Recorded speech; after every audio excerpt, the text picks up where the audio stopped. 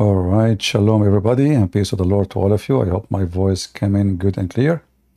Today I wanted to, start my program and show you something nice in the screen. And this is why I chose for you those very handsome, good-looking, good-hearted people who they pray for your death every day, and they seek be hidden for every one of you. They are very nice people. They follow Allah. And they are all from Saudi Arabia. And all of them, they share one thing. Anyone knows what? All of them, they share one thing.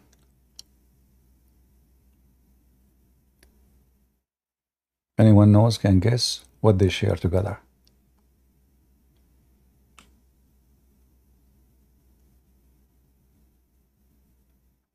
Islam? Yeah, we mentioned that already, yeah. They share more important thing. They are all white. This is not important now. No, all of them, they are in jail. All those are Muslim scholars captured and jailed by the Crown Prince of Saudi Arabia. And all of them, they want to enforce Islam, and they want Saudi Arabia to be back the way it used to be.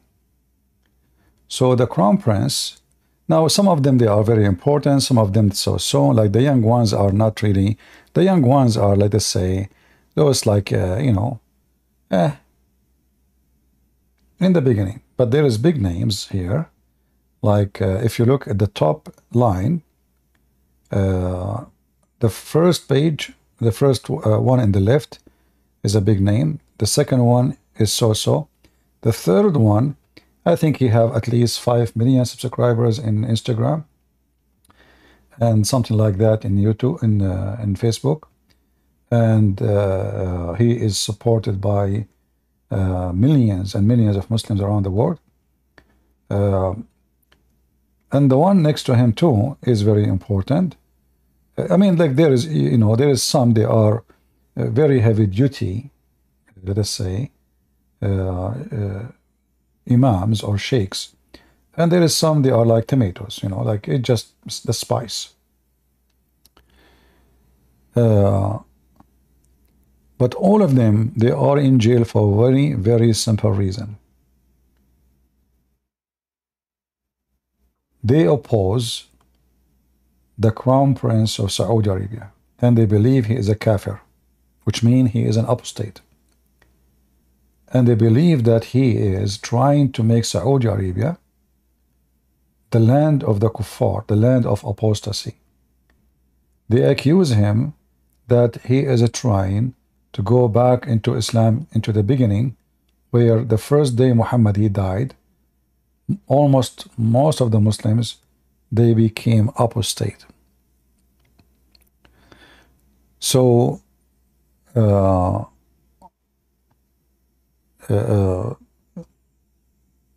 is a lot of anger inside Saudi Arabia between the religious society.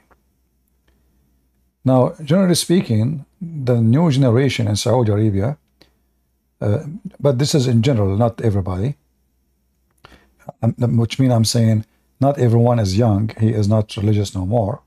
No. But generally speaking, the new generation in Saudi Arabia, they don't buy Islam in exchange for a box of matches. Especially females. Especially females. And like Islam ignored females for long. And Islam always put the females in the box and consider them as nothing but, a piece of furniture in the house. But, females are the one who teach their children. They are the first teacher, actually, in the house. They are the one who have a big influence on their children, more even than the father. Especially those Muslims, he will marry first, second wife, third wife. You don't even remember what the name of the child. You don't even see him, like, who are you? Oh, I'm your son. My son from who? Oh, Fatima. Ah, okay. What's your name? Oh, okay. So as an example, Osama bin Laden, he have about 60 brothers. 60. So imagine how his father can remember who is who. Like who is who exactly. Uh, they are all from different women's. They don't know each other. Many of them they never even met. The crown prince, sorry, the prince of Dubai, the prince of Dubai, supposedly this person is a moderate, like he is, this is Dubai. Already he passed the number 6 wives. For sure, he is not allowed to have more than 4 in the same time, right? So he have 4 in the same time, but total until now he married from 6. And one of them, she ran away, and she was the sister of the king of Jordan.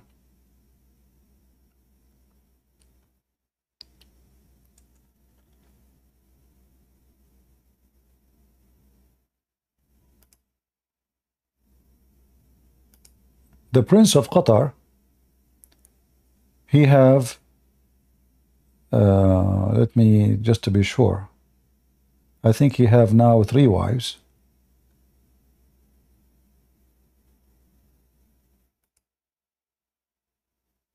Yeah, I think he have 3 wives.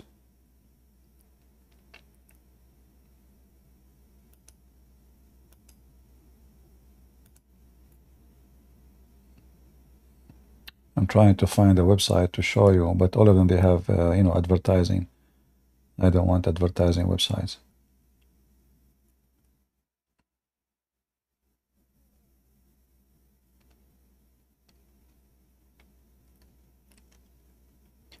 Yeah, anyway, I mean, this is very normal practice in Islam, right? Nothing new. And those are the one who we knows about them. Usually Muslims, they marry always secret wives. They have secret wives. Going back to our topic. I am in Discord, and if there is any Muslim would like to join us and tell us why Muslim leaders putting Muslim scholars in jail if they are Muslims. Name for me one Muslim country. You see, Muslims, terrorists, they are free in the West. This is the truth. Muslim terrorists who teach terrorism, they are free in, speaker corners, Trafalgar Square, in the heart of London, in Netherlands, in France, everywhere. But they are not free in Muslim countries. Why? Why Muslim terrorists, they flourish in the West and they die in Islamic countries? Any Muslim would like to join us and tell us why?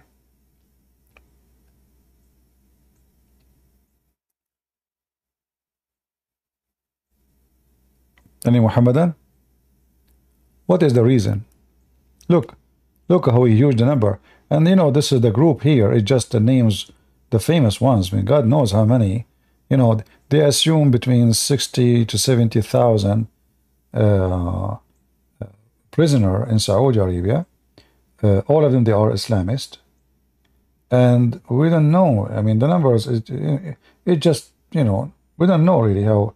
I mean, maybe more, maybe less. We don't know. I mean, sometimes, those Arab, they lie about each other just to give you a bad name. So it can be more, it can be less. However, it's not a secret that all those who they are Islamist, they are under the watch of the secret service in Saudi Arabia or any Islamic regime. All speeches in the mosque, every mosque in Saudi Arabia, there is secret police attend the speech. We are talking about like big mosque, like not a mosque like 5, 6 people, because in Islamic countries they build mosque every corner, and many of them they are even empty. I know a sheikh. He built a mosque in Saudi Arabia. Even they build a mosque in the corner of their house. And the reason they do that in the old days, not now, if you build a mosque, you receive about 3,000 riyal. I don't know how, like, that was like $1,000 at that time, almost, for doing nothing. There's nobody. It's just a room from your backyard. You open a door to the street, and you make it as a mosque. When the time for the adhan, he play a recording. He don't even go there, and he get a salary. So it was a business. Everybody open a mosque in his house. Everybody. You make a room in the corner of in your yard, have a door separated from your house, so people they can get in, and you get salary from the government. The salary is not supposedly for you. It's called to take care, like it's a money to take care of the mosque, the house of Allah. So he buy, like, he told me even he did not buy rags. He told me that he took the rags from his old living room, and he bought a new rags, put it in the living room, and he put the old rags in the mosque. And he have a recording machine. Sometime he is the one who click in it. Sometime it is his wife or his son. So like when the time is up to pray, he hit the bomb and the speaker start Allahu Akbar, Allahu Akbar. And then he collect the money. So religion is a big business in Saudi Arabia, and that means there's a lot of people, they make money from it. So if this crown prince is cutting the support for the religious business, that will make those people angry. All those names you see, they have big villas. Like the third one in the left, if I showed you his villa, you will not believe it. We have somebody with a strange name. He must be from Senegal. Your mother got to be a fucking whore like you. Run like a mother.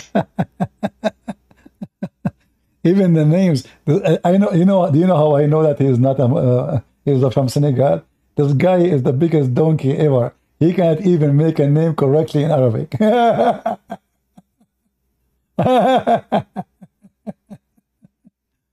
And look how clean their mouth, man. I mean, he's religious. He's religious. He believes in Allah. I mean, he's very religious. I do not need to prove it to you. He's a true Muslim. Yeah, filthy scumbag like his mother. You talk about the mother. If your mother, she was not really a trashy woman, you will not be speaking like this, because why you are bringing insult to your mother? I mean, can't you, like, okay, insult, why you are a mother, trash, this is the garbage of Islam. They cannot talk to somebody without even saying very filthy language. In the same time, this guy, he go on his channel, he is dressed white, Allahu Akbar, Assalamu alaikum wa rahmatullahi wa barakatuh. So they play decency, but this is the most corrupt, filthy society. In Yemen, they force children to wear a chastity belt. And when I'm talking children, I'm not talking about girls. I'm talking about boys, because they target boys. So if you have a son in Yemen, you want to go and play in the street, you have to make him wear a chastity belt. You lock it, you keep the key at home. Otherwise, your son will come back and he is being raped. This is what kind of society those people are. But when you see them, look at them, beard, and they cover their head, and they say we are humble, and like they try to teach you ethic. You listen to this Mufti Mink. I assure you that Mufti Mink is the most corrupt person ever you can imagine. I never saw a Muslim sheikh with beard and he was decent. Never. When I was a kid, I used to go to a house to a kid in my age, and he come to my house. His father is a sheikh. And then I learned that everything he do is nothing but a lie. He have a dot in his forehead. The reason he have it, he have a little rock. He keep hitting his head when he's watching TV, and he is hitting his head with the rock, his forehead. So I asked the kid, I said, why your dad is doing that? He said, because people will know now that he is praying a lot. Oh, yeah. So he's watching belly dancing. It's about Ramadan, you know. When we go out in Ramadan, before we leave, we eat cookies, we eat everything in his house. But when we leave, he say, hold on, hold on. He go to the kitchen. I never saw such a thing before. And he put a lot of salt on his lips. So what are you doing? He could not answer because he cannot move his lips. He moved his hand like, don't talk now. So after like he waited for like a few minutes, then he took all the salt from his lips. I said, what you did? Why you did that? You look funny and you look stupid with the salt on your lips. He said, this is what my dad taught us. So nobody will know that we are eating in Ramadan. So what they do before they leave the house, all of them, they put salt in their hand and then they wet first. They wet their lips with their tongue, and then they put their lips on the salt, and then they don't move their lips for some time until the salt suck all the water in your lips, and that will make it look dry, you know, like you did not really have water for long. So I learned about them firsthand how hypocrite they are. Very, very hypocrite, awkward, backward society. His parents actually didn't allow him to go to any Muslim kids. They allow him only to go to my house because I'm a Christian. I remember his mother, she asked me, are you Christian? I said, yes. She said, okay, how many books you have in the... Because she was afraid her son, he told me to say that I'm a Christian. You know, they don't trust anybody. So she was examining me if I am a Christian. You know, she started asking me, where are you from, your parents, etc. And then when she this is confirmed, then she allowed her son to go to my house. Maybe Ultimate Fort is coming back. We can use him from time to time. No, this is not. Okay. This is not an Ultimate Fort. Hello. Hello, CP. So I'm not a Muslim, but I have a question. So basically, Muslims claim that Psalms 91 is talking about Jesus being resurrected. How like is it true, or like how can we refute this argument? They claim what? That Psalms 91 is saying that Jesus got saved by the angels and got not crucified. Psalms. Yeah, 91. And Psalms is about Jesus, speaking about Jesus in that verse. Yeah, it's saying that he will no harm will will be close to him. He will be saved from all danger. Okay. The Muslim is saying that that Jesus got saved and got not crucified. Read for us what it says there, as long as we don't have Muslims. Okay, I'm gonna read. I might just read everything so we don't take anything out of context. So Psalms 91. He that dwelleth in the secret place of the Most High shall be abide under the shadow of the Almighty. I will say of the Lord, He is my refuge and my fortress, my God, in Him will I trust. Surely He shall deliver thee from the snare of the fowler, and from the noisome pestilence. He shall cover thee with His feathers, and under His wings shall thou trust. His truth shall be thee shield and buckler.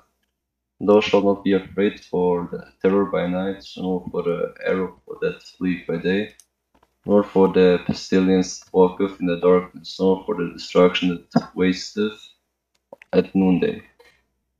1,000 shall fall at thy side, and 10,000 at the right hand, but it shall not come nigh thee. Only with thy eyes shalt thou behold and see the reward of the wicked, because thou hast made the Lord, which is my refuge, even the Most High, the habitation. There shall no evil befall thee, neither shall any plague come nigh thy dwelling, for He shall give His angels charge over thee to keep thee in all thy ways.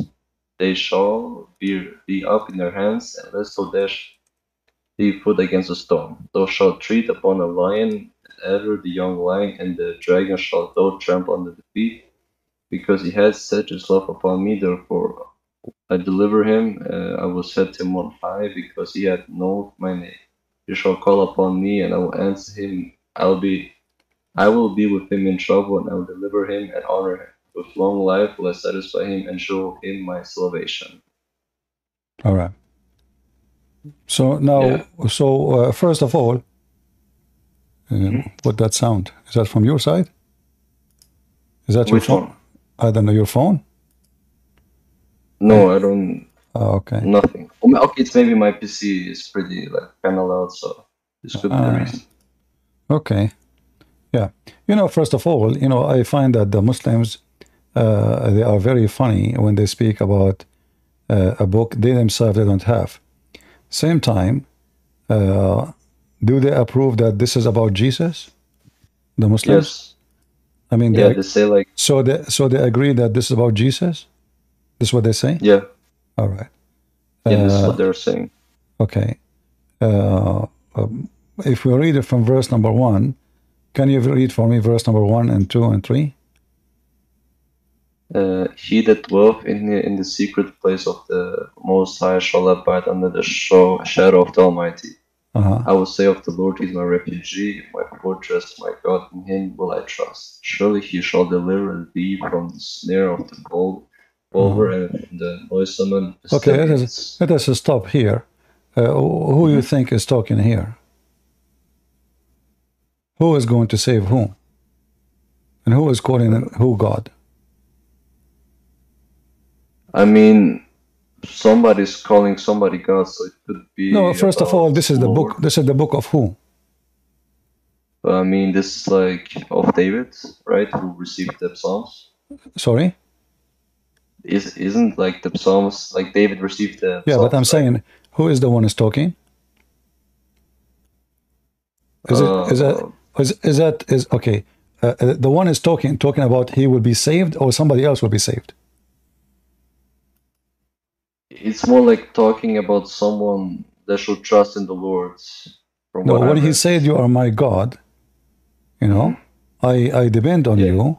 You are my God. You are my refuge, my protection, etc. And then, where is Jesus in the story? I mean, you can. I mean, you can really see it. I guess the only thing from what I could kind of guess, it's only from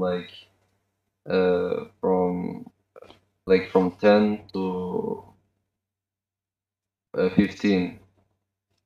That's what the Muslims use. My friend, when the Muslim they speak, when they speak about something, either they have a proof of what they say, or what they are saying, it does not make any sense. So where it says that Jesus will be saved, where it says he will not be crucified, where it's even mentioned the name of Jesus.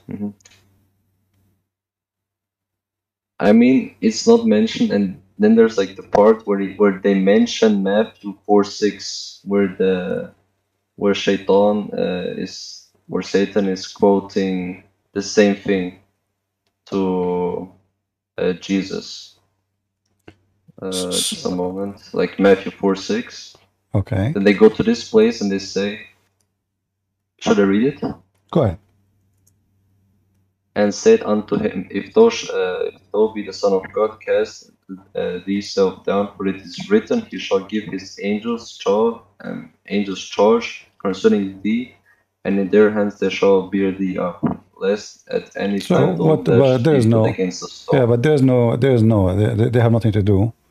It's still nothing, I mean, this is saying the same thing. No, it doesn't say the same thing. When Jesus he refusing, when Jesus even he quote from the Old Testament, when he said to Satan, it says, "Don't try your Lord your God." He is giving him the answer. This is not quoting the story. You shall not test. This is, when Jesus says to the person who said to him, "You are good," he said, Why you call me good? Don't you know that only God is good, right? So are we going to go and take it from certain area and say this verse is about Jesus?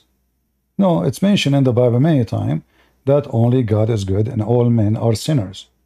So I can make a story from nothing. However, when the Muslim they say that this one is about Jesus, if you read the last verses here, verse number 16, it says he will live long, right?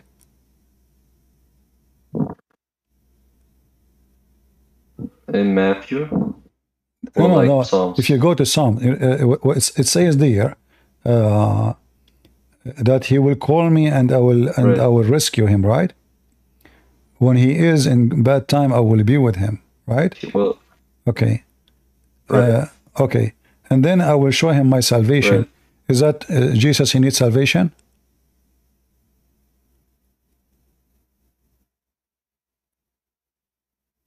I mean, this wouldn't really make sense, to be honest. No, I'm asking you, do Jesus need salvation? I mean, no, he does not. He does not need salvation because he is the salvation. Yeah. And then it says in verse number 2, you are my God and you are my refugee. Is that Jesus the one we know? And then it says he will save you from the calamity. But Jesus said clearly that he is, nobody can take me down, I lead on myself.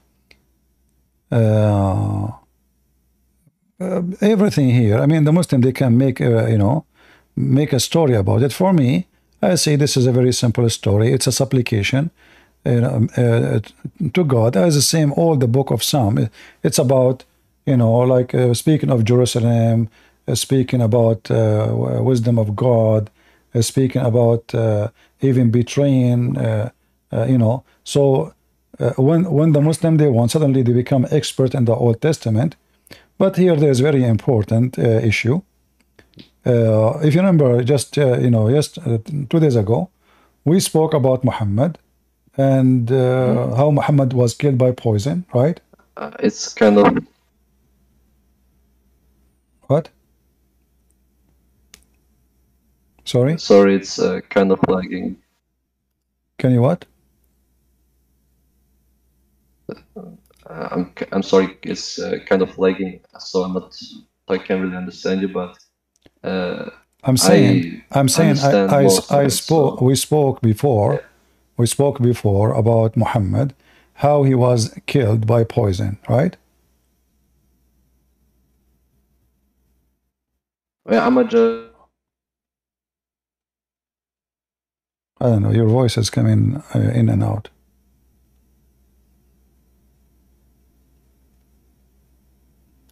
Your voice is gone. Are you there?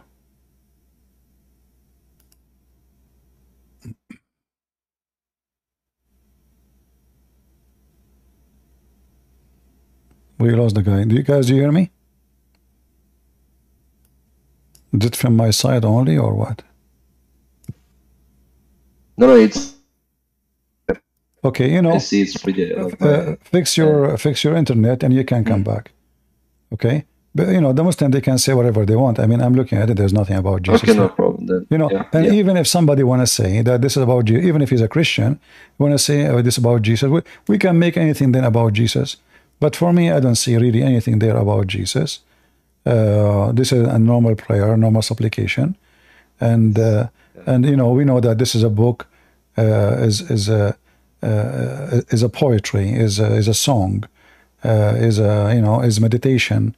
So they can say whatever they want.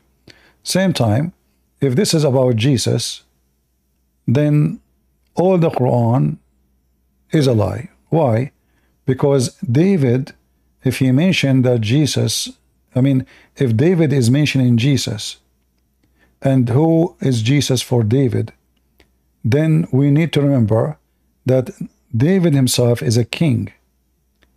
And David, when he speaks about Jesus, he will not speak of him as someone higher than him. The Muslim, they consider David as a prophet, right? Right. All right. So in order the Muslim to believe in this about Jesus, then they have to accept all the description about God there. So do the Muslim believe, or that the meditation it says that you have wings? Do the Muslim believe God have wings? Is that really a description of God? No, they don't believe that. Okay, what we but here even here So. it's just a meditation about God. God is not a bird, and God is not an angel, and so this is a meditation. God, about God, what God can do. I seek refuge by you, in the hard time when we are in difficulty. I depend on you. You will rescue me. We know that David himself, he went through very, very hard time. However, maybe Right. somebody will come and say, oh no, this is about Jesus. But for me, I don't see anything about Jesus there. If you can if you can show me something where it mentioned Jesus, I'm listening. Do you see anywhere it mentioned that? I mean, it does mention it, but then the argument comes where the Muslim says, "But was Jesus in this test in a like in a bad situation?" And then I say yes, and then he would use this argument where he says, "He shall call upon me, and I will answer him, and I will be with him in trouble and deliver him and honor him." Well, we know that David, he came, he went through many wars, and he had many victories, and God, he supported him, right? And then God, Right. he was angry from him again. So you can make this about, we can make it about Muhammad if they want, Why it's not about Muhammad? I mean, because he wasn't raised before he died, right? Yeah, but this is all is their own fiction. For me, I don't see Jesus. In the case of Jesus, who can even harm Jesus if Jesus don't But nobody want? can harm him. If Jesus don't want anyone to harm him, when Jesus said, "Let your will be done," Yeah, so he was relying on there's God. the will Yeah. of the Father, the will of the Son. The will of the Son, the Son is always obedience to the Father. So if there is no harm Right. will happen to Jesus, so Jesus he agreed with the Father that the cross is coming. Let your will be done. And then Jesus said to his disciple, "You will do this. You will deny me. You will reject me. You will," correct. So Jesus, he knew. Don't we know that Jesus in the last supper, he said, he broke the bread. He said, "This is my body will be broken for you." I mean, yeah, it also. Yeah, Okay, it's so also said in the- does Jesus predict that he will be saved, or his body will be broken, Well, his body will be broken. and his blood, and this is my blood, correct, will be shed for you? Yes. So Jesus Yeah, it confirmed. was. Yeah, so Jesus confirmed what happened to him. So when the Muslim they say, let us go to the Old Testament.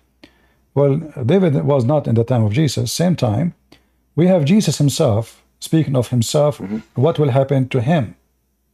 So they can go and manipulate whatever they want, and they can claim as they wish. But obviously there's no name of Jesus, and Jesus said it clearly that he will be crucified. When he spoke about his bloodshed. He spoke about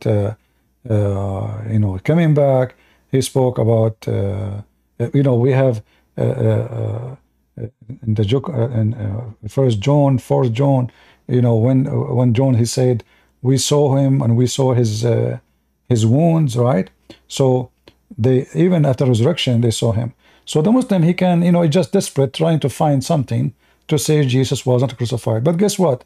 If the Muslim they will say Jesus never been crucified, that even the Christian, if this is a truth, that will make the Christian believe more than Jesus is a powerful God, more than just Jesus is crucified. I mean, you Muslims are trying to make us believe that Jesus is God or Jesus is not. Because if the Muslim idea is that yesterday we have a Muslim who was saying nobody can kill God. Well, if this is what make you believe that nobody can kill God, that will make Jesus God. Well, based on this, Jesus is God, because nobody can kill God. So the idea of killing God is their foolishness, because simply Jesus is exist, the Messiah is exist before his birth from Mary, before Abraham I am. So the crucifixion of Jesus was the crucifixion of Jesus, the person who is born in the flesh from Mary. Otherwise, God, nobody can kill God. This is why the Bible says the Messiah was alive by the Spirit when he was crucified, alive by the Spirit. So he is still alive by the Spirit, for our God is a Spirit too. Their God is not. So nobody can kill God. I agree with that. Jesus, they killed the flesh, and that is the Messiah. It's not like different person. No, it's the same person, but it's still God is always living God, and God always is alive. So even when Jesus was in the flesh is, when we say resurrection, even for a human being, resurrection is reuniting the soul, the spirit with the flesh, correct? Right. It's connected, yeah. Yeah, so even a human being, when he die, his body die, but his soul never die. Soul will never die. Even the evil one, doesn't matter. The evil and the good, their soul will never die. So in the day of resurrection, they will be reunited. If this is the case for a normal human being, so how is it is for Jesus then? So let us assume that Jesus is just a normal human being, and they killed the flesh. Still, the soul of Christ or the Spirit of Christ is alive. So if that can happen to a human being, how about Jesus? So the Muslims are so desperate. Even the Muslim, they believe that when he go to the grave, he's alive. The angels will come to him and they will ask him 3 questions. Correct? Yeah. So are you saved from death now? Because you are dead and you are talking. Are you dead or you're alive? I mean, you're alive. Obviously, you're alive. So even their death is a fiction. Muhammad, he said to them, pray on me every Friday, for your prayer will be submitted to me. They said, how we will do that, and your body will be decay? He said, we the prophet, our body will never decay. And here you see how stupid this issue is, because if his body decay or not, are you dead or not? Let us say your body did not decay. Right. But are you still alive? I mean, that's not really possible, like, to be fair, but not to decay. So, I mean, you're dead, I guess. If you're not moving, if you just can't move, basically. Yeah. You see, I'm just trying to compare when the Muslim, they speak about being saved. What being saved mean exactly? As you see here, Muhammad is in the grave, and the prayer of the Muslims will be brought to him. And he will see it, he will read it. So are you really dead? So what is dead in Islam? It's very confusing religion. They don't even know. Like, who is a Muslim can give me definition of death? No Muslim can give us definition.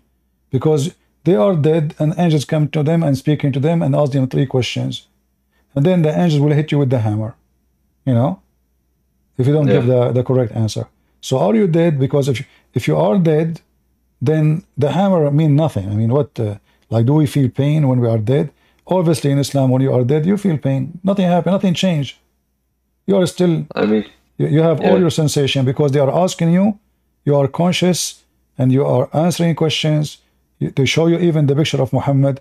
That means your eyes is functioning. So what is death in Islam? Nobody knows. It's just a stupid religion. So because they are desperate, trying to find... Same time, when the Quran speak about Jesus' crucifixion, does the Quran says that Allah made it appear to them? Yeah, it says it was made to appear so. All right. So did the Quran, when they spoke about the Old Testament, does that says that I will make someone look like him?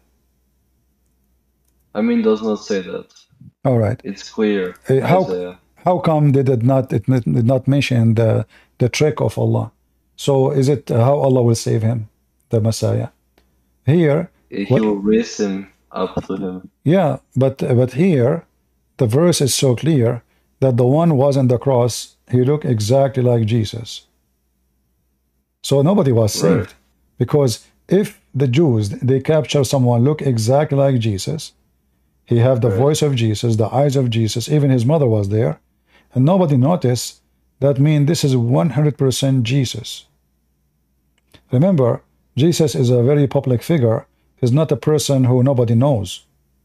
So you cannot replace him. You know, it's not like somebody he converted to Christianity yesterday. Not many people they knew about it. We can replace him, let the other one run, etc. Same time, this is against the ethic of Jesus, because there is no way the Messiah, he will run and he will deceive his own people. Because if the people they believe that he was crucified, shouldn't the Messiah come back and tell them this is what happened? Well, yeah. I am not crucified. But what we have is the first-hand witnesses, the disciples. They saw the Messiah after the crucifixion, and even he showed them his wounds, right?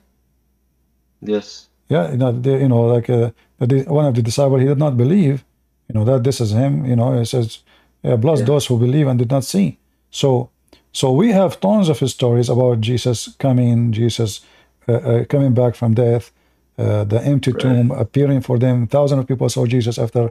Even the guy, what's his name? The Muslim, they brought him to attack Jesus. Burat, what's his name? I don't know. Not too sure. Never read the Quran. The one Mimi Hijab, he brought him to attack Christianity. I forgot his name. He's an atheist. Borat Harman. Yeah, I call him Borat Harman. Even this guy, when he have an interview with David Wood, if you remember, David Wood, you can search it. Ask him a question. Did the disciples saw Jesus after the crucifixion? Even this has come back, he said yes. And here you see that Borat, he have mental illness. How he denied that Jesus is God, and then he agreed that Jesus was really crucified, and then Jesus come back from death. So so this wouldn't really make sense. Yeah, he agreed. You can watch it. It's in the channel of David Wood. So he asked him this question: did the disciples? So I remember I made a video about it actually. Did the disciples saw Jesus after the crucifixion again? He said yes.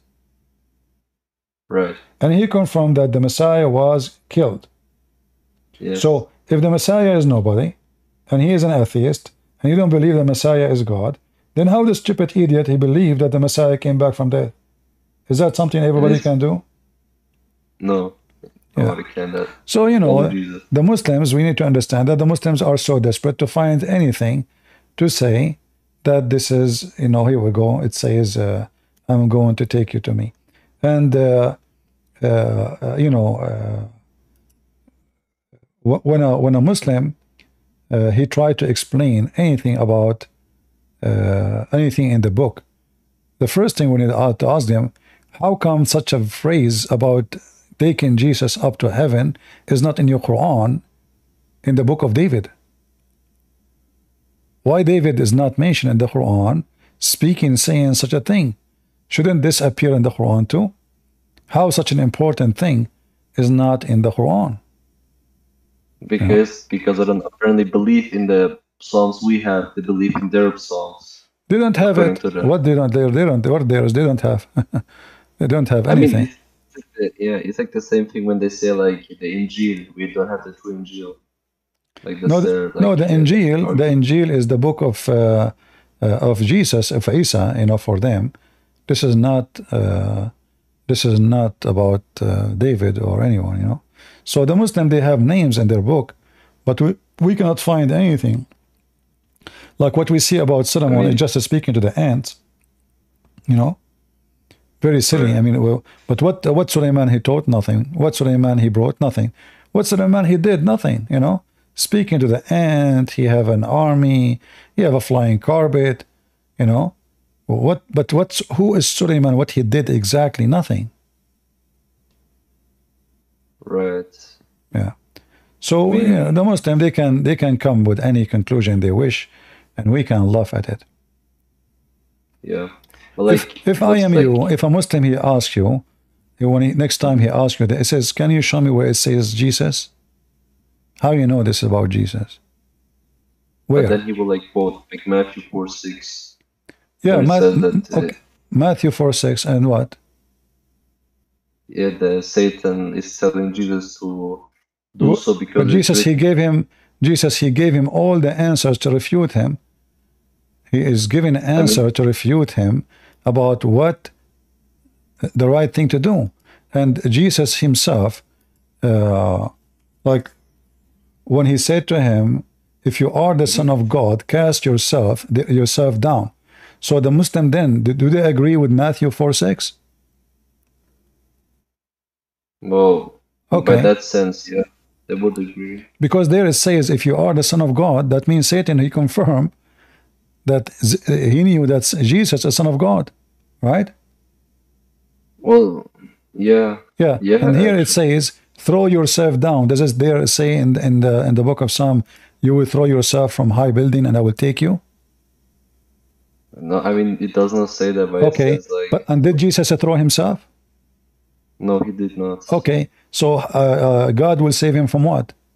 Because that verse there, if they are talking A about burden. God will save him, that means he threw himself.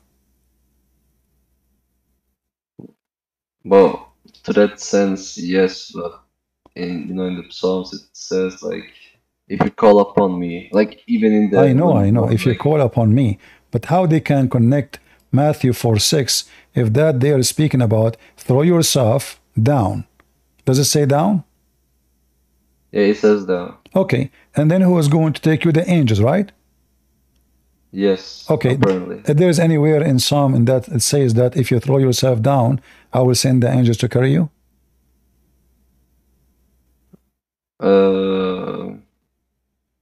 Wait, hold on. Yeah, why it says here, for shall he give his angels charge over thee to keep thee in all ways. In like Psalms 11. Yeah, but there's nowhere there.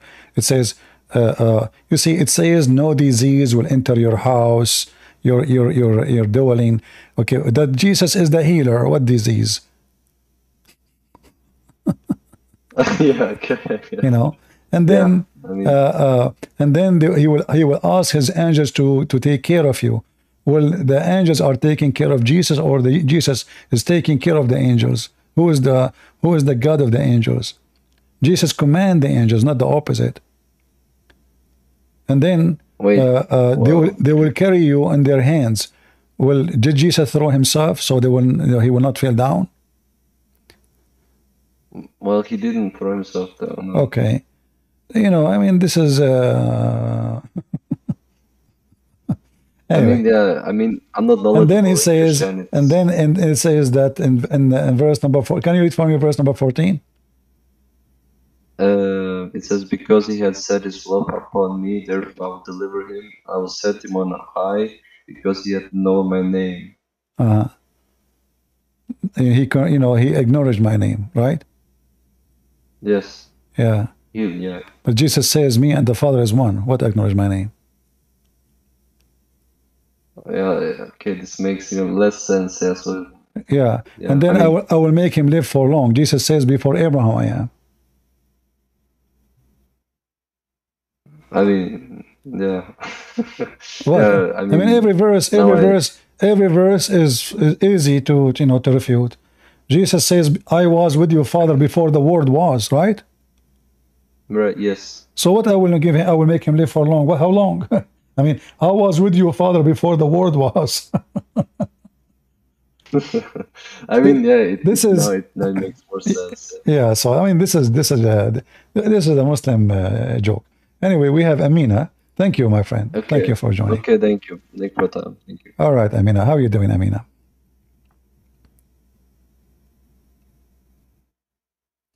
Are you there, Amina? Hello. How are you doing? Good, good. I don't know if you remember me. I'm not sure. Remind me of yourself. We chatted like I think about a month or so ago, maybe even 2 months ago, and you kind of helped me realize some stuff about Islam.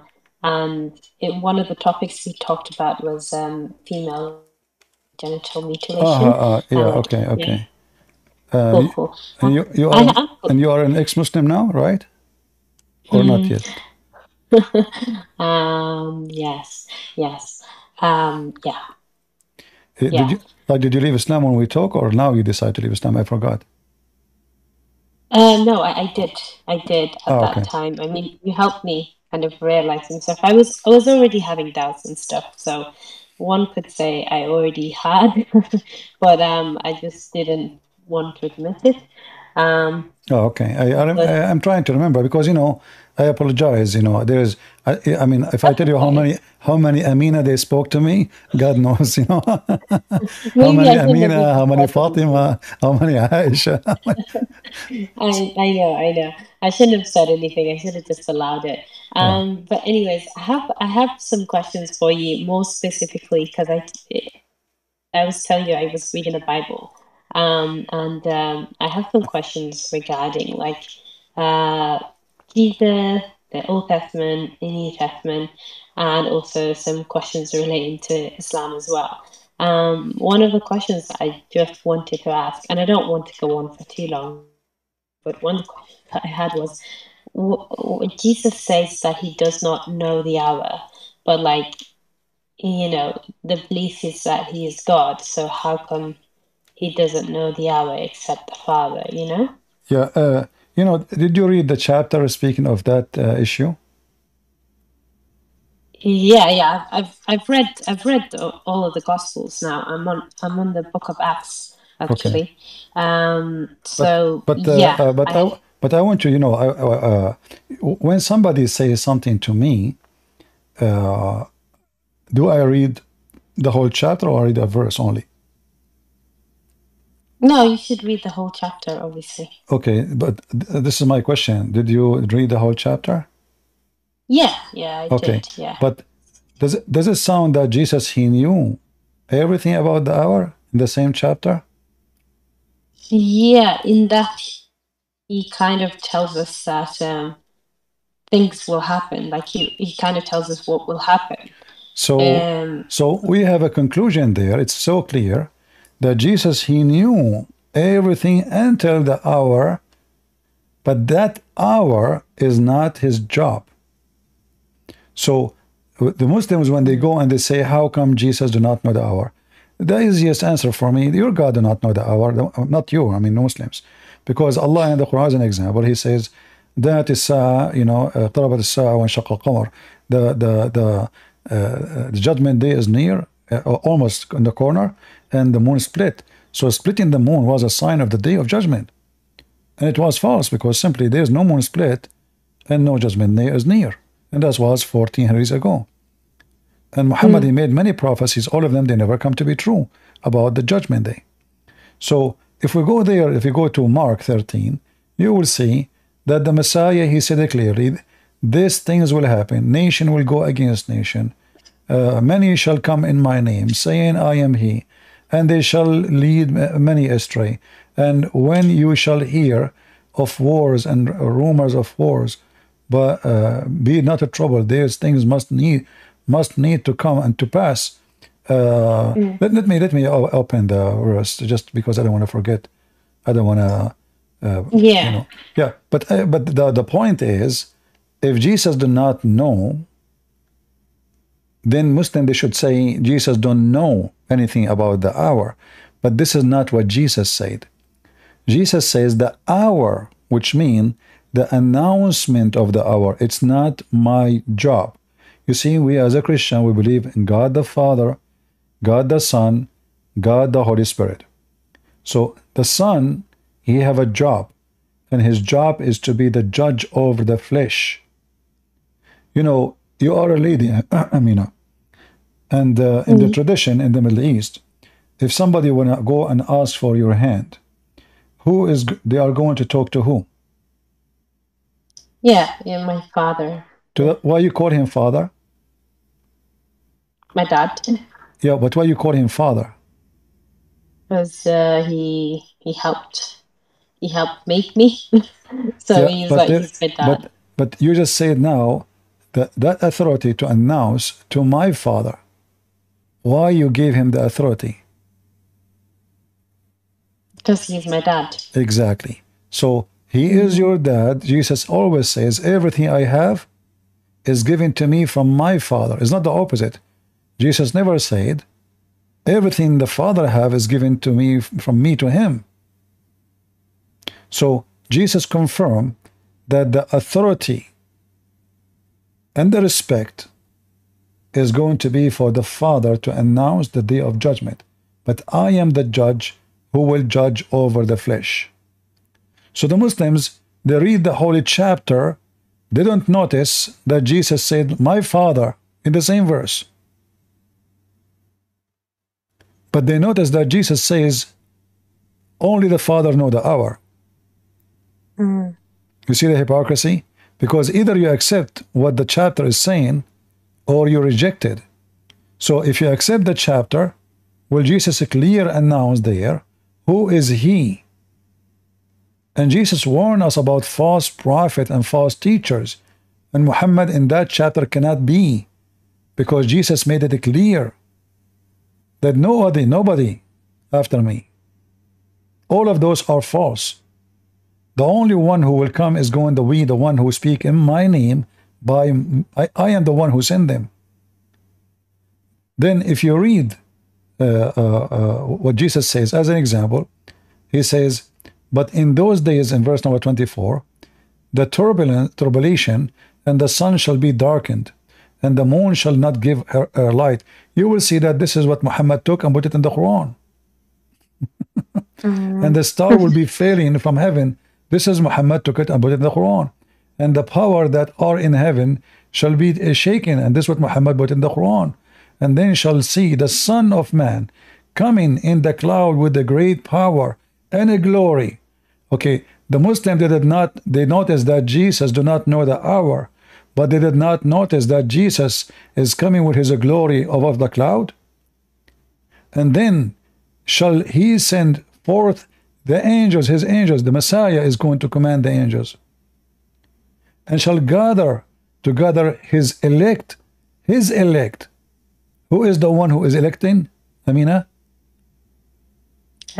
Jesus. Jesus. So now which one is more important? The one who come above the cloud and he elect his people and he is the savior, or just the sentence where he says only the Father? In fact, both they complete each other, because the Father announced the hour, the Son do the hour. Okay. So when the Messiah said that, first of all, you see, you will notice in Christianity, because you don't believe in a destiny. Yeah, I was going to ask about that, because I feel like it in many ways it kind of does. Like, I feel like no. You see, actually, this chapter here will show you there's no destiny. Why? Because the hour is not preset. No, but I do feel like like there are certain verses that I cannot remember where I've read it, but I know that it says like, I will guide who I will, but like almost to that effect of, like saying, I cannot quote No. it right now. If you go, if you check carefully, you will see that God, he is not saying he will guide who he will only. He is saying he guide those who they already following him, which mean he will give them guidance to keep in the correct direction. This is not about guiding you and not guiding someone else. No. So like now, I am a Christian, I believe in the Messiah, but still I need guidance. I'm not guided, by myself. I need the guidance of God, because if I depend on myself, always I can be misled. I can be tempted. There's many things can tempt men. It can't. He can be tempted by women. He can be tempted by money. He can be tempted by jobs, by position, by power, by authority. Always we need guidance of God. So the guidance of God is always necessary. Even God can, like you see the Quran says that Allah is a deceiver. In the Bible, God, he will, it's mentioned even the word deceive there. But deceiving here is not about deceiving you from being guided. No, it's about deceiving you from doing your wrong, which means you will not be able to accomplish it. So let us say God decide to save me, so God will not make your plan work. This is the deception we're talking about. It's not God going to lie to you, no. Okay. God will make you think that this is the right, like, let us say, God will make you think that you are powerful and you are successful. So he will make you, he will let you go. You are deceived already and you are out of his mercy. And this is what happened to us when we are out of his mercy. We feel we are strong, and then we keep walking, and then we find ourselves in the quicksand. So when we speak about the Bible is about, there is people who God guide them, save them from the quicksand, and there's people who God don't tell them there is a quicksand because already they decide to be his enemy. Who knows? Who knows what is inside my heart better than God? Nobody. Right? So the Old Testament clearly says, peace for those who love peace, and no peace for the wicked man, the Lord said. So if you are a wicked person, we know that the Christian, they keep saying Christianity is about peace, right? Peace, peace, peace. So what does that mean? No peace for the wicked man. Does that mean we will make war on him? No. He will never have peace in his heart, for he's wicked. His wickedness is his enemy. His deception is his wickedness is his deception. I was going to ask about, just following on from that, like this whole idea of many people will call on my name. Like, many people will call on my name, but that doesn't mean they are believers, or to that effect. Again, I'm paraphrasing and I can't really quite remember, but I know kind of like what it's trying to say. When the Messiah, I'm just wondering, like, how do we know we're going to heaven? Like, I feel like it's still the same as Islam, almost like you gotta wait till the day of judgment to figure it. Like, if I die right now, or if somebody were to die right now, where do they go? Do they go to heaven, or do they go to purgatory? Like, you will not go anywhere, because death, in the stage of death, death is a let us say is an era of like silence. There's nothing. Then when the day of resurrection come, all people will be resurrected, not only one or two, all people.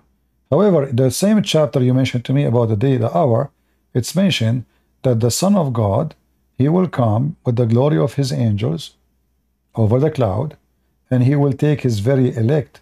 So we believe that there is something called rapture. So God will take his elect, and those are the people who he elected them because they elected him. So those people will be saved first, and they will be taken to heaven, and then the rest is the one who is going to stay for the day of judgment. So we when we die, we don't go anywhere. We just, it's your just soul, a period of time.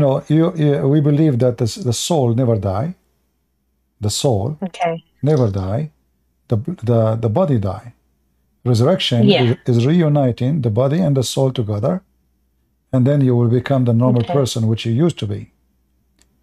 And then, so where do you go? Like, if I were to die, like right now, where would I go? Like, where would my soul go? Well, I can't really tell you where your soul goes. It might, I mean, I can't talk of something I don't know. But as long as soul is a spirit, we can exist by a spirit. But I cannot tell you something never happened to me. I mean, how can I explain it to you? But what we know that resurrection. Is there no biblical explanation for that? Is there nothing? We can find some verses in the Bible, but still, I mean, like for you, because the way I'm looking at I'm listening to your tone, your voice, you're trying to find a confirmation about what will happen to us. The soul, the spirit, no harm can happen to it. The soul will be preserved. The body will be destroyed. Jesus mentioned something very important. He says, don't be afraid of the one who destroy your flesh, but the one who destroy your soul. The destruction of the soul is not death, is your soul will go to hell. All right? So it's possible, I cannot speak for God, it's possible that soul of the wicked person, even though it's not judgment day yet, it might be thrown into hell, enter the day of judgment. And could it be possible that the soul, like for example, of this, I don't know, because I know that there are different denominations of Christianity. No, and we don't care like, for domination here. This is not about domination. You see, no. anything is not in the Bible is not biblical. As simple that. So only the Bible is our judge, is not a priest. Yeah, so even including like Peter and John and what have you, those people that have died all those thousands of years ago, are they still not in heaven? Are they still waiting for the rapture, like you said? You know, like the New Testament speak about many saints, they've been resurrected when Jesus was resurrected. So it is possible that the Lord, he resurrect them. We do not know. It's possible that he take them to him. We don't know. But what we know, that every human being, every one of us, he made decision, and based on his decision, his location will be. It's not even God, actually, in Christianity. It's not God who decides for you where you will be. It's you. Because it's you who decided where to be. And it's not like in Islam, like predestiny, and then, you know, before even you are created, everything is written for you. You will be in hell or in heaven. No, it is you who decide where you will be. And then, that's why I say, a believer will not be worried about what will happen to him as you are asking. Because if I am granted salvation, because if I believe in Jesus, all those questions will not mean anything to me about what will happen to my soul, what will happen to me. I mean, I'm promised to be to heaven. Yeah, no, I get why someone like you who's pretty strong and quite knowledgeable about their faith wouldn't. I think it's just one of those things that I guess you can maybe understand and have compassion for people that have that are coming from different faiths, like for example, like me, for example, like Islam, where death is explicitly talked about, and we kind of fear that, and we fear hell, and we want to go to Janna and what have you. So I understand why you wouldn't, but I guess you can maybe appreciate why someone in my position would. Because, no, I understand. No, I'm not. I'm not saying you should not. But the Bible says it clearly. Like it's everything goes back to God. So when a person he die, he's created from what? From dust, right? So dust will go back to dust, and soul will go back to God. For who is the one who gives soul? God. The soul is the power of life, and God himself is life. So when God, he breathed into Adam, he breathed what? He breathed life. So every soul will go back to God. So where God, where he have the soul, I don't know. I mean, there is like a place, but as an example, if we go, I think, I can find the verse, I think it's 12:7. Which book? I forgot the name.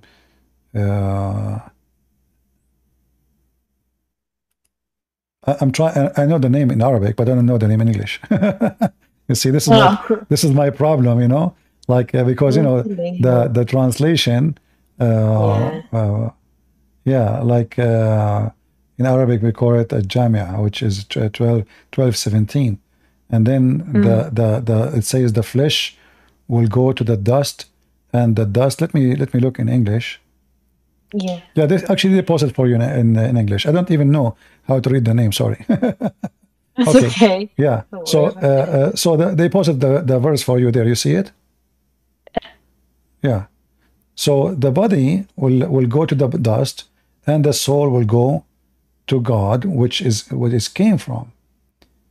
You know, but what will happen? What we can confirm. I mean, I don't know what God will do with it until that day, but what we know that the day of resurrection, the Christians, they will give in a new flesh. They will be given its resurrection yet, yes, but when they go to heaven, they will not be in the same nature. They will be like in a way better nature as a human being. This is why Jesus says he and she, they will be the same as angels. They ask him about who is going to marry this woman, like she married many husbands before. So who is going to be her husband? He said, those who they are saved, he and she, they will be the same as angels. So what we know that those who they are the elect, those who they are saved, they will not have the same nature as we are today. The nature we have today is a nature of needs. We are slaves of our needs. You know, I need to sleep. I need to eat. I need to take a shower. You know, we have a chain of slavery in our life, and this is why, this is what God said to Adam. When he kicked him out from heaven, that death he will die. So the death will happen. Is not only death of the flesh, is death of pain, illness, sickness, hunger, suffering. So our life here is not is nothing but a chain of punishment. Yeah. Yeah. I was also going to ask about the idea that when Jesus says, "Not all people who call on my name are." Not everyone says to me, "God, God," right? Yes. Yeah. Lord, Lord. That and I was just wondering, like, that sort of confuses me because I'm like, well, what do you do? Like, how do you then become a Christian? Like, when do you know you're in God's favor? When do you know you are saved? Because I'm like, well, if it's just the idea of believing in, the triune God and believing that Christ died for your sins, one can accept that. But then if it's like then there is this idea that maybe you're not actually in it, and that confuses me. No, the idea is very simple actually. What Jesus confirmed in Matthew 7, that if you call me God, God doesn't make you saved. The Muslim, they say, if you say Shahada, that's it, you are saved. Saying Shahada, even if you commit all kind of sin, Allah forgive all sin except shirk, correct?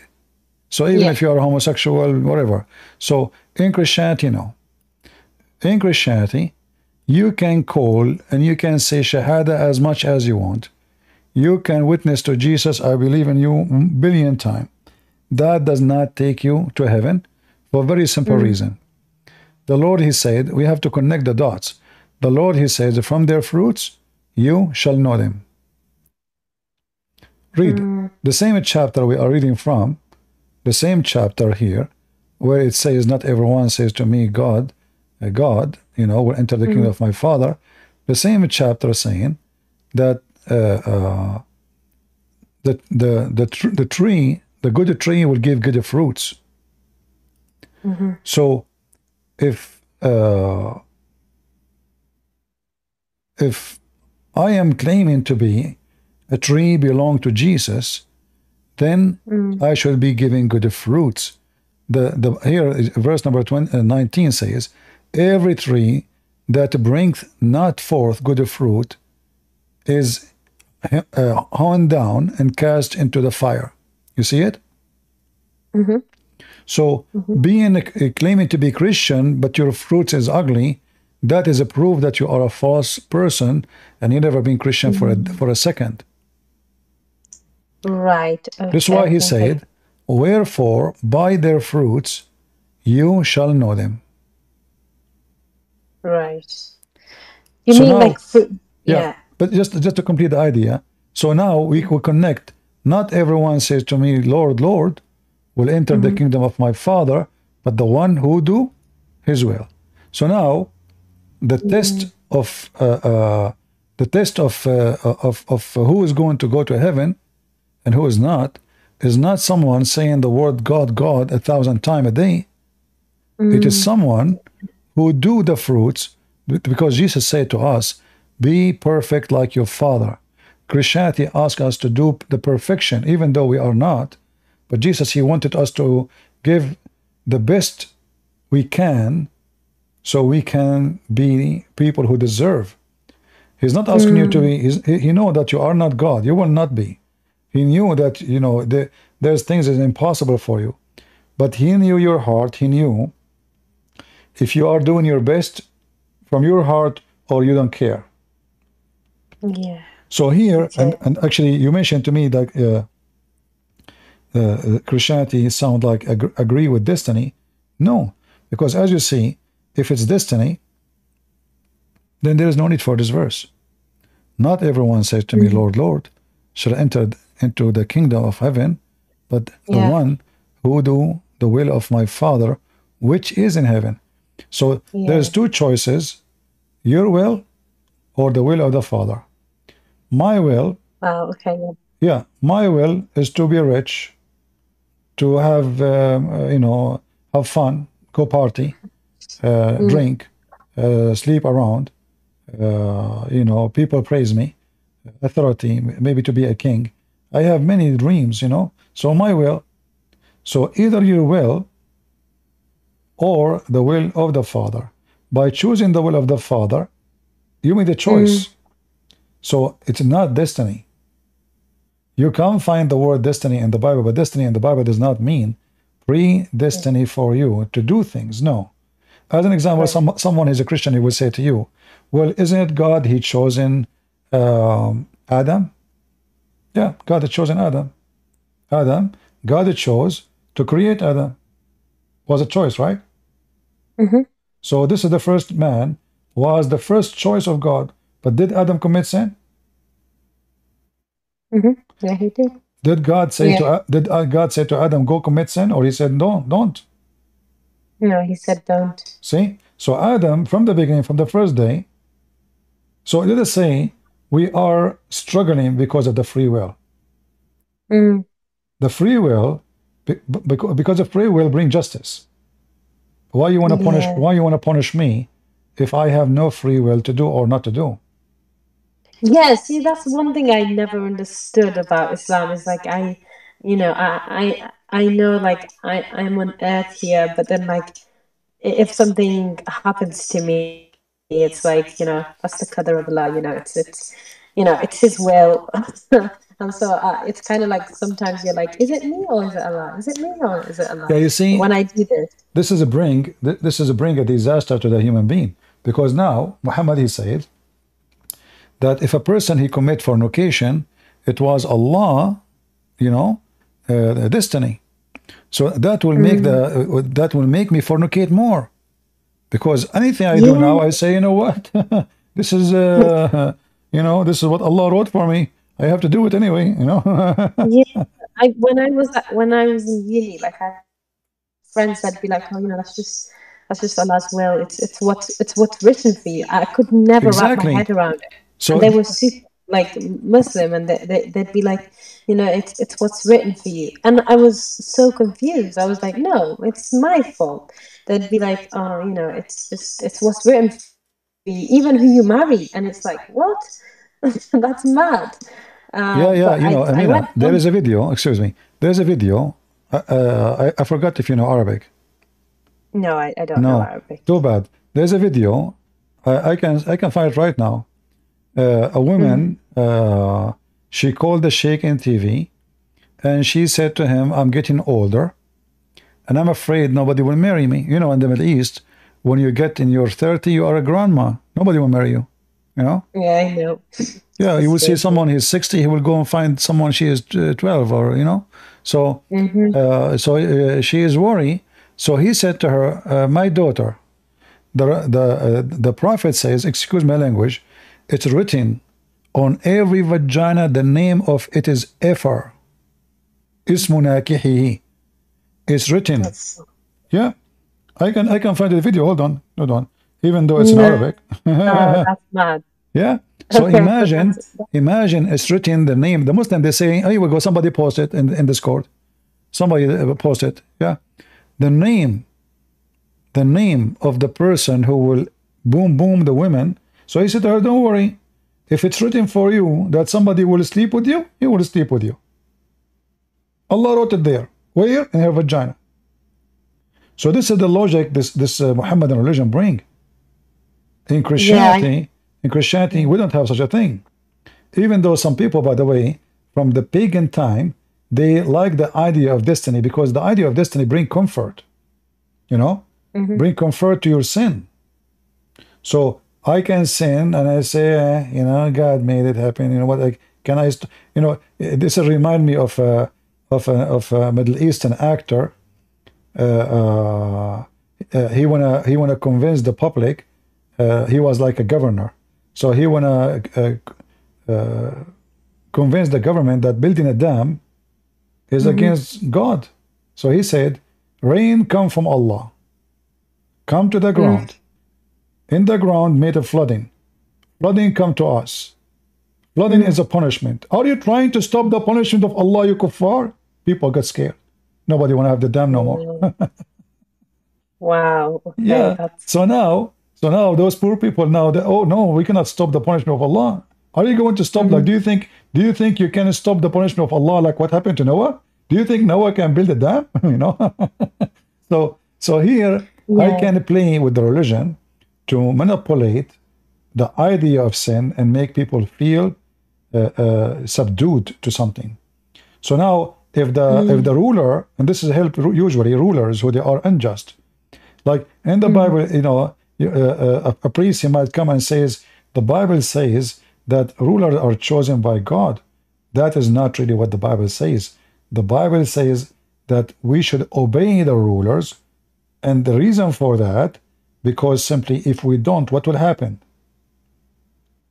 Chaos in the earth. And we are not coming to spend chaos and chaos between people. No, this is not. And if God, he chose them, God, he chose leaders to be kings, but God did not just choose them to be wicked. So we can say, well, if God don't want this king to be a king, for sure he can stop him. I accept the idea. Yes, God can change that. But still God did not hire a wicked man. And I will give you an example. We have the story of John the Baptist. Yeah. John the Baptist, in his time, the ruler, who is a Roman, who he claimed to be a Jew, he took a woman, she is not lawful for him. He's a king. Yeah, he's a king.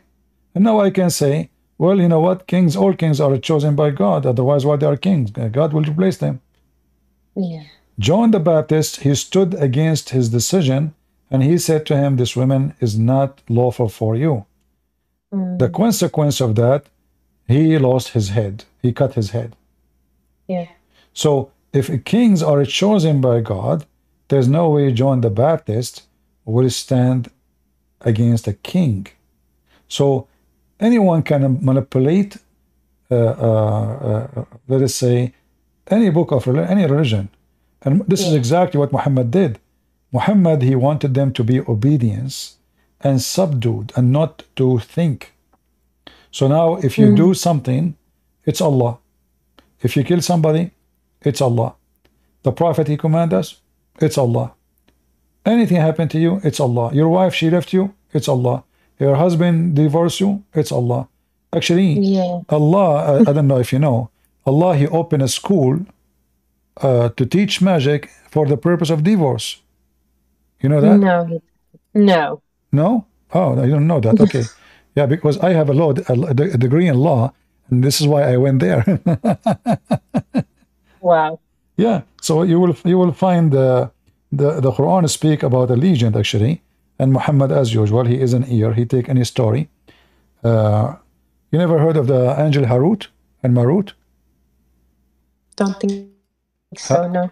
Harut and Marut. So those two angels, Allah, he sent them down from heaven into the Babylonian tower, and they open a school of Harry Potter to teach magic.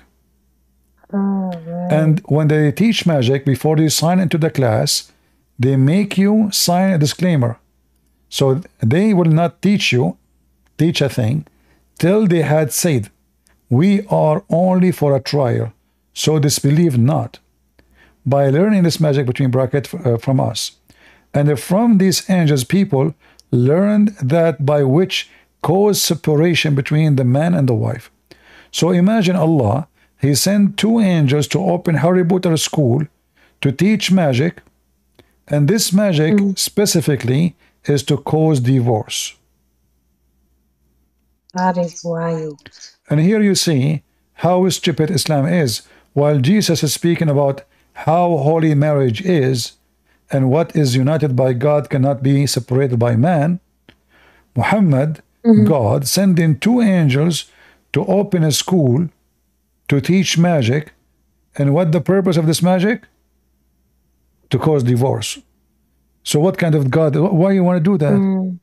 Why? What is? What is the benefit of such wisdom? Not much. And now, not any. Yeah, and if this is true, I can make magic for somebody, so he divorced his wife. So now I am making people are victims of my school, which is the school of Allah. I was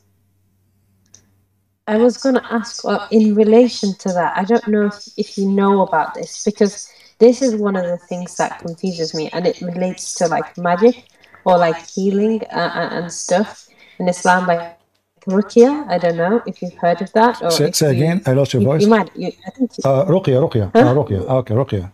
Yeah. I was going to ask, like, it's I don't know. It's not magic, but it is, like exorcism, I guess. And that's one of the things that makes me think, I guess, maybe Islam, there has to be a bit of truth, or maybe there's something there, because people claim to get healed, and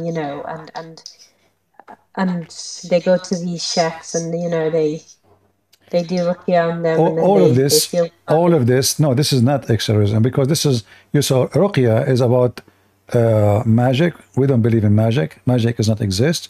It's a big fat lie.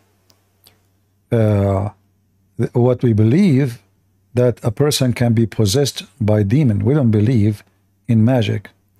So the Muslims cannot claim any of that. Those are all a scam. They bring a woman, she act like she is sick, etc. Most of people who go to those sheikhs are mentally ill, and sheikhs, they take advantage of them, even have sex with them, take their money. It's a gang. It's a big gang, like in Egypt. Like you go to the sheikh house. Those are the one who do ruqya. Ruqya is like reading something from the Quran, and he write for you in a paper, and he give it to you, and he put it for you, like put it in the soup, or put it under a pillow, or all this kind of stuff, stupid things. So, but when you go there, there's a group of women who claim to be, like they are coming like you, a customer, you need help. But they sit next to you and they start asking you questions about what's your problem. And then it's going to be their turn before your turn, because remember, they are there before you. Right? Yeah. They go inside the room to see the sheikh, but in fact, they are working for the sheikh, and they tell him what you told them about your problem. Okay. You go inside, he know everything about you already, You say, oh, don't talk. You're coming here because your husband, he want to divorce you because you didn't have kids. All right, how you know? MashaAllah. How you know, Sheikh? And your name, let me see your first letter, the first letter of your name. Let me see, Latifa. Oh my Allah, how you know? I mean, come on. You know everything about you already. So it's a scam. And let me prove it to you that this is a scam. Isn't it Muhammad himself was under black magic for a year, according to Muslims? Yeah. And I also heard about like Ajwa dates. Like recently, like a relative of mine told me to, because they don't know yet, to take Ajwa dates for this thing, for this ailment that I have. It'll cure everything, and it's a part of the Sunnah. And I was thinking, and apparently it helped them, and black seed oil and all of that. And I was like, I don't know. You see, the prophet himself, if this is going to work, I mean, this is the prophet. I mean, who is the one who have a power? The sheikh or a prophet of God? The prophet of Allah himself could not fix himself. How's it going? Right? We have a Muslim here. His name is Zachariah. Yeah. How you doing, Zachariah? Good. What your name means? What your name means, Zachariah? What your name means? My real name. I know, but what your name mean? What does it mean? I'm asking you. You know, it's your name. In Hebrew, in Aramaic or something. God remembers something like that. So why this? What? So the Quran say this name. Do Allah knew what this name mean? What it means, the literal meaning of it in ancient Aramaic. No, I'm saying I'm trying to go with you. Like the Quran mentioned the word Zechariah, right? So Yeah. Zechariah, when it's mentioned in the Quran, Allah have 99 names, right? Yeah. All right. I'm just laughing at the chat. Don't worry about the chat. Don't worry about it. Allah have 99 names, but none of them is your God. Allah, his name is Yahweh. But I'm not a scholar.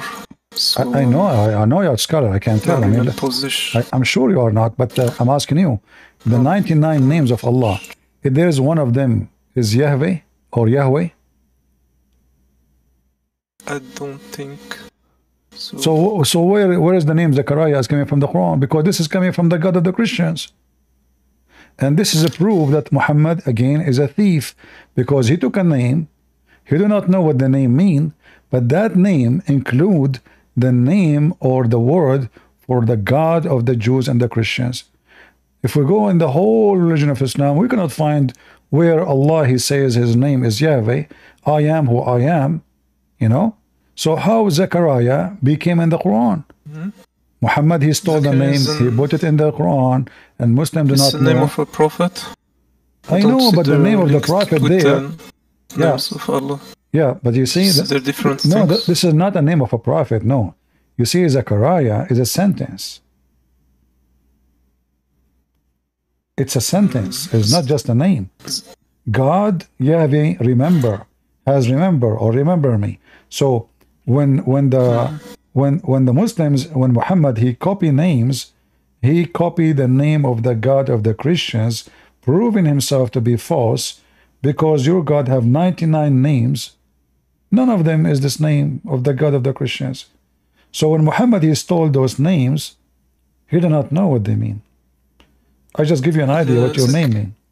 So Zechariah, Zechariah is by the way, now you are a Jewish guy. Your name, you are a Jewish guy now. You left Islam. Huh? You left Islam. You are a Jewish now because your name is Zechariah. What do you have to do? Why you are using a Hebrew name? Well, I said it's mentioned in the Quran as for prophet. You know that? Zechariah is a prophet in the Quran? Yes. What he did? What is the name of the book of Zechariah in the Quran? The book? There's no book of Zechariah, but he is mentioned in multiple. So how he is a prophet, but he don't have books? What he did? Oh, because not all prophets came with books, only some major ones. So what he came with? He was singing. What he was doing? He was preaching to a prophet. He prophesied, right? Monotheism. They preach monotheism. He taught monotheism. Really? Oh, okay.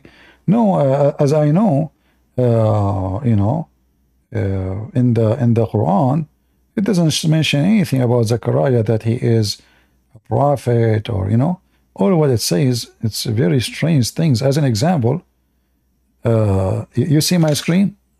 Sorry, Amina, I will be back to you. Yeah. Is that okay, Amina? Okay. It's okay. Yes. Yeah. I'll let you talk with Zachariah. I think it might be okay. If that's all right. It's quite late here anyway, so Okay, Yeah. no, Zachariah, just hold on. Let me finish with Amina, because she need, Allah is waiting for her. She want to talk to him after 5 minutes. So Amina, there is another thing you want me to help you with? Yeah, well, I guess I was just on the topic of Rukia because that was Yeah. So here you see, I'm showing the screen. It says that the Yeah. Prophet himself was bewitched. Yeah. Okay. That's That's true. something I I only read that. discovered recently. Okay. How come was the Quran able to save him? No. So Well, what the Ruqya Prophet is? was Ruqya is reading Quran on a person supposedly, and that will heal him. But that's false. Here we go. Muhammad himself, he cannot even imagine. He's imagining things. Even his sex was not right. He imagined himself having sex, but in fact he did not. And then Allah, he sent two angels, and then they have to find, and they start looking until they found somebody who took some hair from the Prophet. And then after, it took Allah 12 months to open 12 knots. So look what the Quran is saying. The Quran, I'm sure Zachariah, he's expert with that, because the way he's dressing, I think he knew how to do knots. oh, not really. You do not know how to do knots, Zachariah? In the sense of To make knots by the rope, and then you can control a person. You blow on it. So you make a rope. I remember I have my cousin. His name is Abdul. I made a rope. I bought a rope, Actually, it was not bought. I took it from the donkey. And I made the 12 knots for him. And each time I make the knot, I blow in it. And then I say his name. And then I control him. See, he was like my donkey. I send him like, go buy me grocery. He go. Sit down here. He sit down. Give me your money. He give me his money. Give me your food. He give me your shoes. Like he bought a new shoes. I said to him, give it to me. He was under control because I did black magic him. Do you believe in that, Zachariah? That somebody can control you by the knot? Well, as a Muslim, we believe in sihr magic. Yeah, So but the knots. What is the power of the knots? I wouldn't know that. What do you think the knots can do? I've read saying this haram to learn how to do it, so I don't know. I'm not learning how to do it. So. Have you ever practiced to make? Have you ever practiced to make a knot for somebody? No. I will tell you, but don't teach that to anyone. Just between us. There's a girl. I like her. She hate me because I don't look good. So I don't know what to do to make her like me. So I went and I bought a rope, and then the rope have to touch her. So she went in the bus. I went behind her. I throw the rope in her shoulder. She pushed it away. That's enough for me. I took the rope and then I make the knot. First knot, I blew in it. Second knot, I controlled her for 12 months. She was in love with me for 12 months just by controlling her by the knot.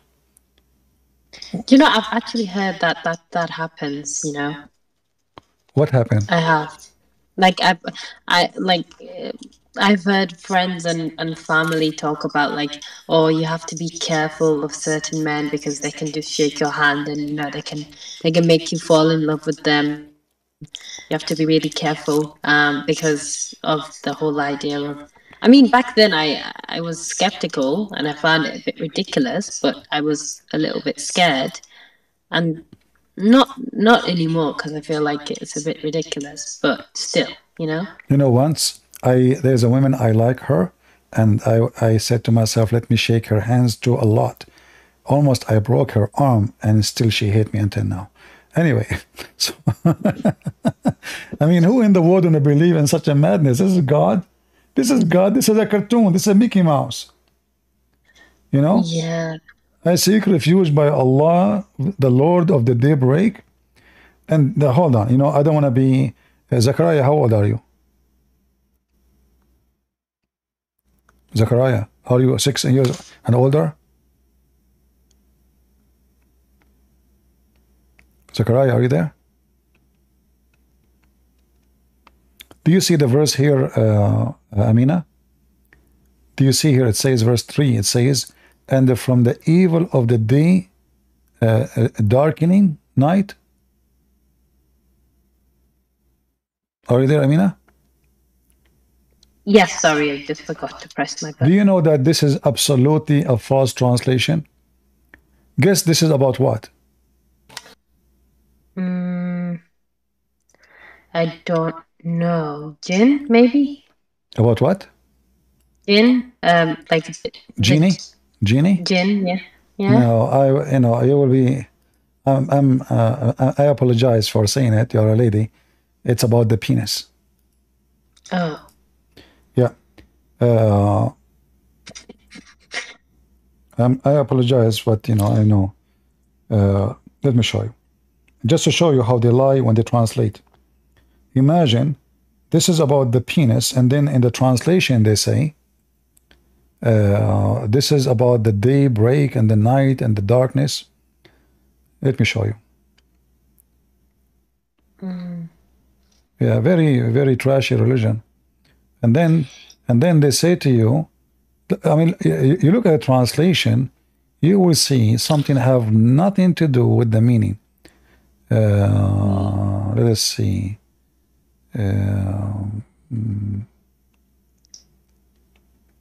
SCP, I wanted to talk about the linguistic greatness of the Quran. Sure. You see, we are talking about language now. Look at this. I mean, it's amazing. Your prophet saying, seek refuge by Allah from the penis when it is standing up. That's amazing. Let me see. This is in the Quran. Don't you see? Which? The verse in front of you on the screen. Can't you see it?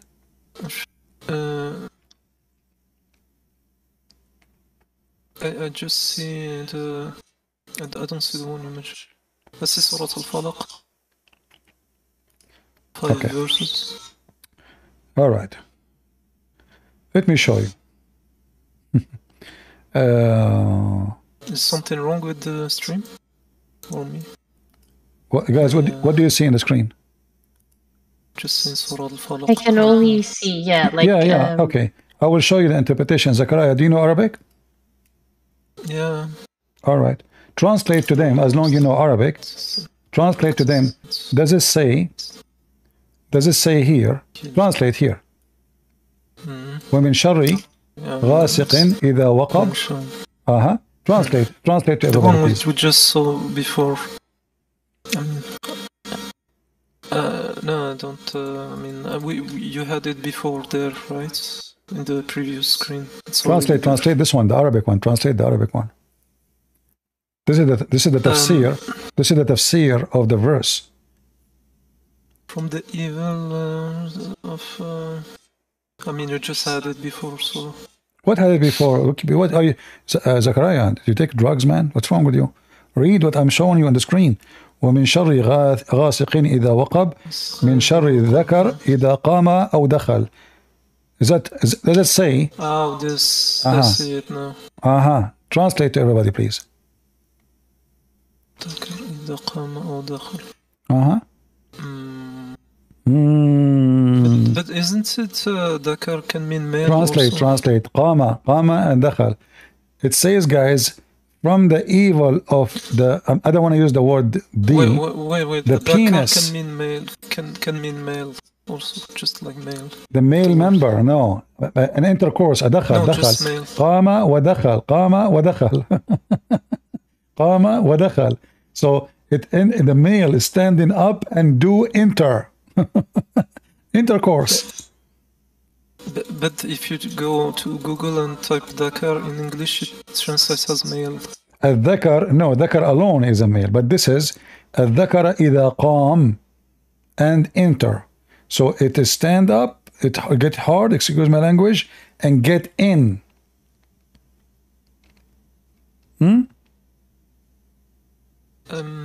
This is why here it says. This is why here it says that Shaitan, he said to Moses, anytime you are alone with the women, she is yours. Okay. You see it? So it's about sex, huh? So what kind of God he said to in the Quran Say, I seek refuge by Allah from the penis when it is standing. I will post the translation. I will post the link. I will post the link, and maybe people can post it in. Please post it in Ramble and post it in YouTube, so people can see. Do you see, guys, how they lie to you when you read in English? That's why it's very important. Here I have the translation on Quran.com. I know. This translation is just for the Zachariah. Come on. Here we are scholars. We are not a kid. I'm learning for you. I remember. I think you were my teacher in the university. Is it your name, Sheikh Zachariah? So it says غاسق is darkness. من شر غاسق إذا وقب, and from the evil of the penis, or I don't want to use the word D, when it is hot. The story is Aisha, she came to Muhammad and she is horny. And Muhammad, he cannot have sex. He is disabled. So Muhammad now, he said, I seek refuge by Allah. Muhammad, remember, the Muslim, they say Muhammad, he was suffering from the magic to the point he cannot have sex. Is that correct, Zachariah? The Prophet, he cannot have sex no more?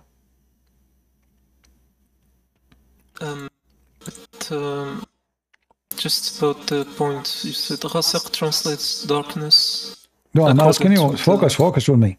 Is it true that your translations Zachariah, I don't know, Zachariah, you talk to yourself, my friend. I mean, you remind me of me when I was 90 years old. So I'm asking you, Zachariah, is it true your prophet, he cannot have sex because he was under black magic? He imagined himself having sex, but in fact, he did not. Yes or no? Where did you see that? Because I've already read the story of the magic. I didn't see that part. I saw. If there is a way, you can make your the way you talk is more clear, because the way you talk is like you connect the words together. You are like you are connecting machine. That's like, do you work in welding? Do you weld material together? I mean, come on, I didn't understand what you are saying. Just to speak more. So the hadith says that the prophet, he was bewitched, so he imagined himself having intercourse, but in fact, he did not. As you see all those hadiths saying that the prophet, he imagined himself. So when Muhammad, he imagined himself having sex, and he did not have sex, what was happening exactly? What he was doing? So Aisha, she came to him, and now Muhammad, he claimed that the reason he cannot have sex with this horny young woman is because he was bewitched. Sex? Huh? Where's the part about sex? Because I know the story, but where's the part about sex, though? I don't understand. Amina, do you understand what Zachariah says? Yeah, well, I'm trying to string it together. I think he said he knows about the story, but he doesn't know about the part that's talking about sex. Okay. All right. Well, I will let me show you. Let me show you the hadith. Christian Prince, can you show the website again? Which website? The one you showed before that mentions the meaning of falaq. Okay. Here we go. Yeah. And is it the Sunni website or a Shia website? You are an idiot, my friend. Is it the Sunni website or is it the Shia website? You are an idiot, my friend, because this is Shia library, but doesn't make it a Shia book. Doesn't make a Shia book. Okay. This Shia library. There's Al Bukhari there. There's Sahih Muslim there. Okay, so now you get the smart guys. This guy he got smarter. He got smart. Oh, still Christian French. So as the this is a Shia website. What book is it? I want to say that the Ghasaq doesn't translate to what you said, but to darkness. What? Hold on, Zachariah. What is your? Are you Sunni? What's the book? Are you Sunni? Are you Sunni? Yes. Okay. Yes. So let me ask you, according to the Sunni interpretation for this story, what it says? Who are you asking? I'm asking you. You are a Sunni, right? So interpretation. So you're asking me for the meaning of falaq. What? So you're asking me for the meaning of falaq. What falaq? I'm asking you here. ومن شر غاسق إذا وقب. Here. Yeah, so there, What is the even meaning? there it says the darkening nights, Okay. right? And the website, what website? What book is it that called? the Don't tell me what that website. says- I'm asking you in your religion, in your Sunni. You are a Sunni. So now I'm asking you, in your Sunni tafsir, what is the tafsir for this? the Open up tafsir, Tafsir Ibn Kathir and then you can read it there. Only Ibn Kathir, there is no other tafsir? I told you as an example, open up Tafsir Ibn Kathir and then you can read it Okay, there. but there is any tafsir says this is the penis? I don't. Huh?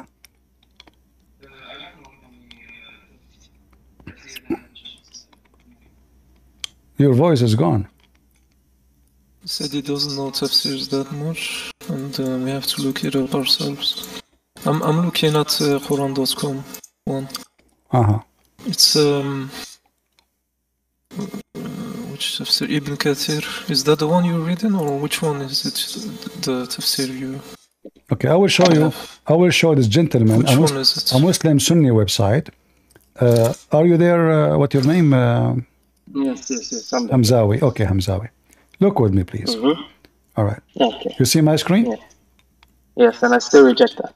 All right. You reject that still. Okay. So now, is that a Shia website? Is that a Shia? No, that's not. This is No, Sunni. it's not. This is Sunni, right? This is Sunni. Yes. Uh-huh. Okay. So let us see. Which page? Let us see here. It says. Hello, look, read with me here in this page. عن ابن عباس رضي الله عنهما نوادر التفسير ابن عباس. It says من شر غاسق إذا وقب قال قيام الذكر. Do you see it? Okay. Do you And see what's it or the whole you chain? don't?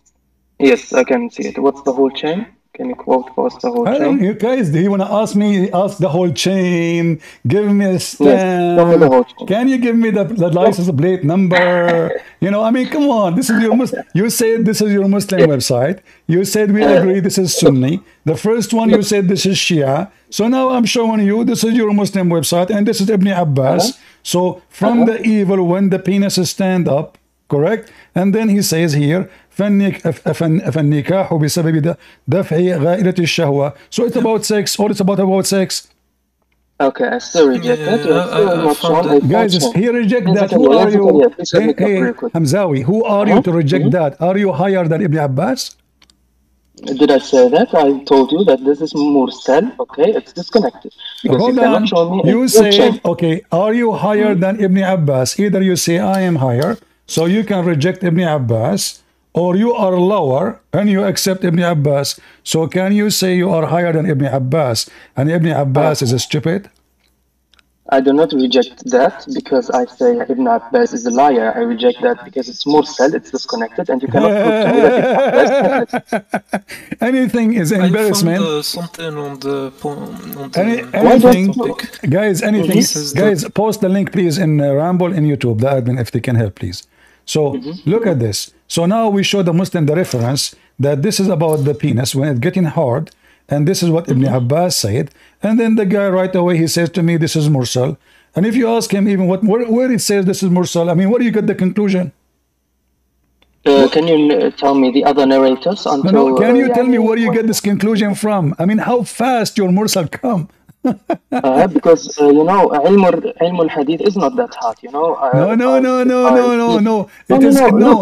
Let me listen. I can find you. I can find you the same hadith. It is listen. I can find you hundreds of hadith.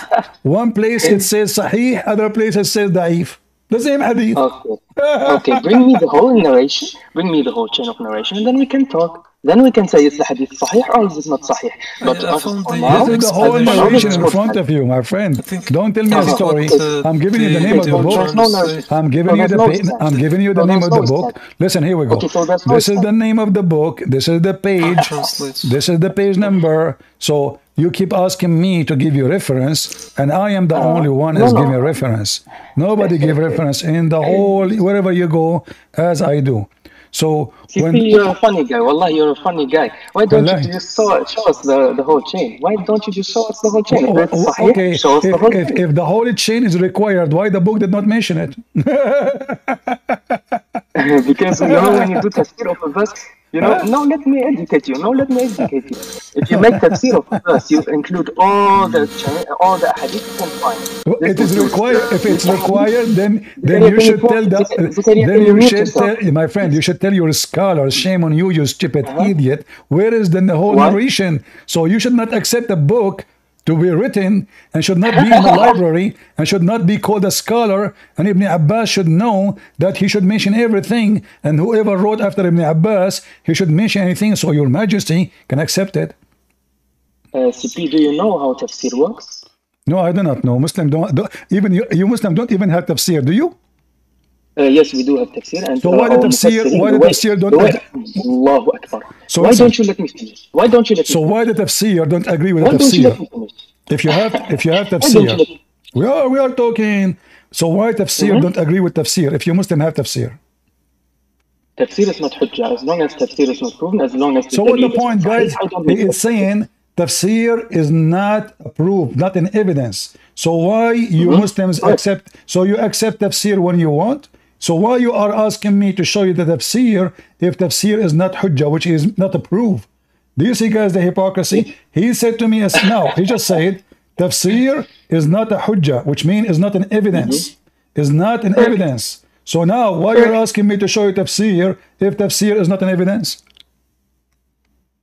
I am telling you, as long as tafsir does not mention a sahih dalil, it is not to be taken as hujjah. Okay, let's go back zero. When I said your prophet, he imagined himself having sex, but in fact, he did not because of a black magic. Do you agree with that or not? Can you show the hadith again? No, I'm not showing you anything. I'm asking you, do you agree with it? You are a scholar. Come on. You can correct Ibn Abbas. I did never claim that I'm a scholar. So I'm asking you, is it true? So is it true that you're a prophet? He imagined himself having sex, but in fact he did not, and this is because of a black magic. Yes. How that can happen? Explain to us. Because we do not claim that Muhammad ﷺ is divine, that he is free from all errors, and he can fall upon minor errors, and he can be bewitched. This as long this is still protected from the wahi. The wahi is protected from being bewitched and sihr and arrows. So there's really no problem with this. Hold on. Guys, he said the inspiration of Allah is Wait. protected, but Muhammad, as we know, he received satanic verses, and Muhammad... Wait. One after the other, okay? Can you show us, first of all, the Sahih report of the satanic verses? Show you what? The authentic report of the satanic verses. The Quran is the Quran is authentic report? The Quran is yes. Yes? What yes? Is so? Quran, no. When did I say so? Quran is authentic. You said yes. No, I meant Quran is authentic, correct. I'm sure Amina is having fun here. Yeah, Listen, I am. If the Quran says Allah will take off what shaitan he throw in the mouth of Muhammad, you are saying to me, bring me authentic story? Quran confirm Allah will take it away. Yes. So Allah will take off what? Will take what shaitan throw. If nothing thrown, Allah will take nothing. But Allah said, Allah will cancel, will destroy, will abolish whatever shaitan throw in, correct? Now, Allahu Akbar, you have just proven that the wahi is protected, correct?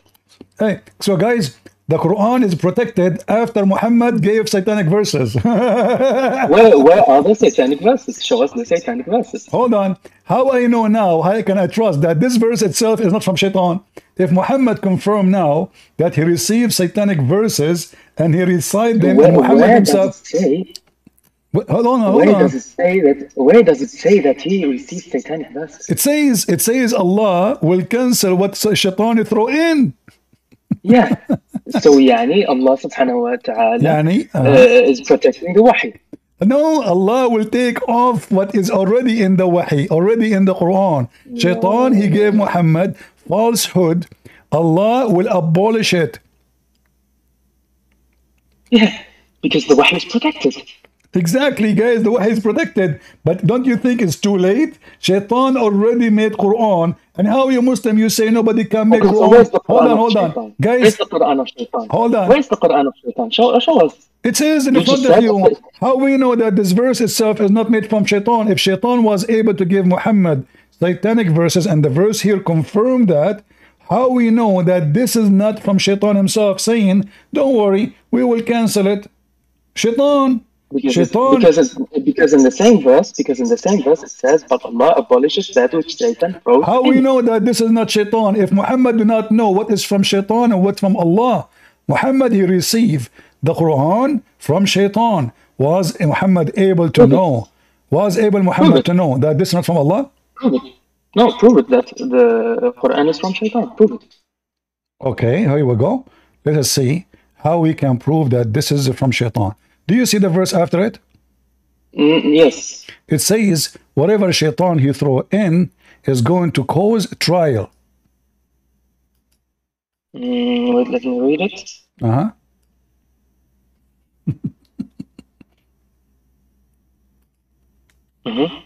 So how Allah will cancel and will protect the Quran, but yet the Quran saying whatever Quran throwing from Shaitan is going to be a trial. If there's no trial no more, Allah abolish it.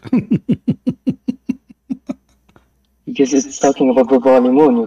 You read the ayah, correct? Listen, no. It says that those who have disease in their heart, they will. Yes, and who are those who are listen. Those who have disease in their heart, they will be misled by this Quran. Why does it say that? Okay, let me ask you to make it simple. The Quran is the book of guidance or the book of misguidance? Guidance.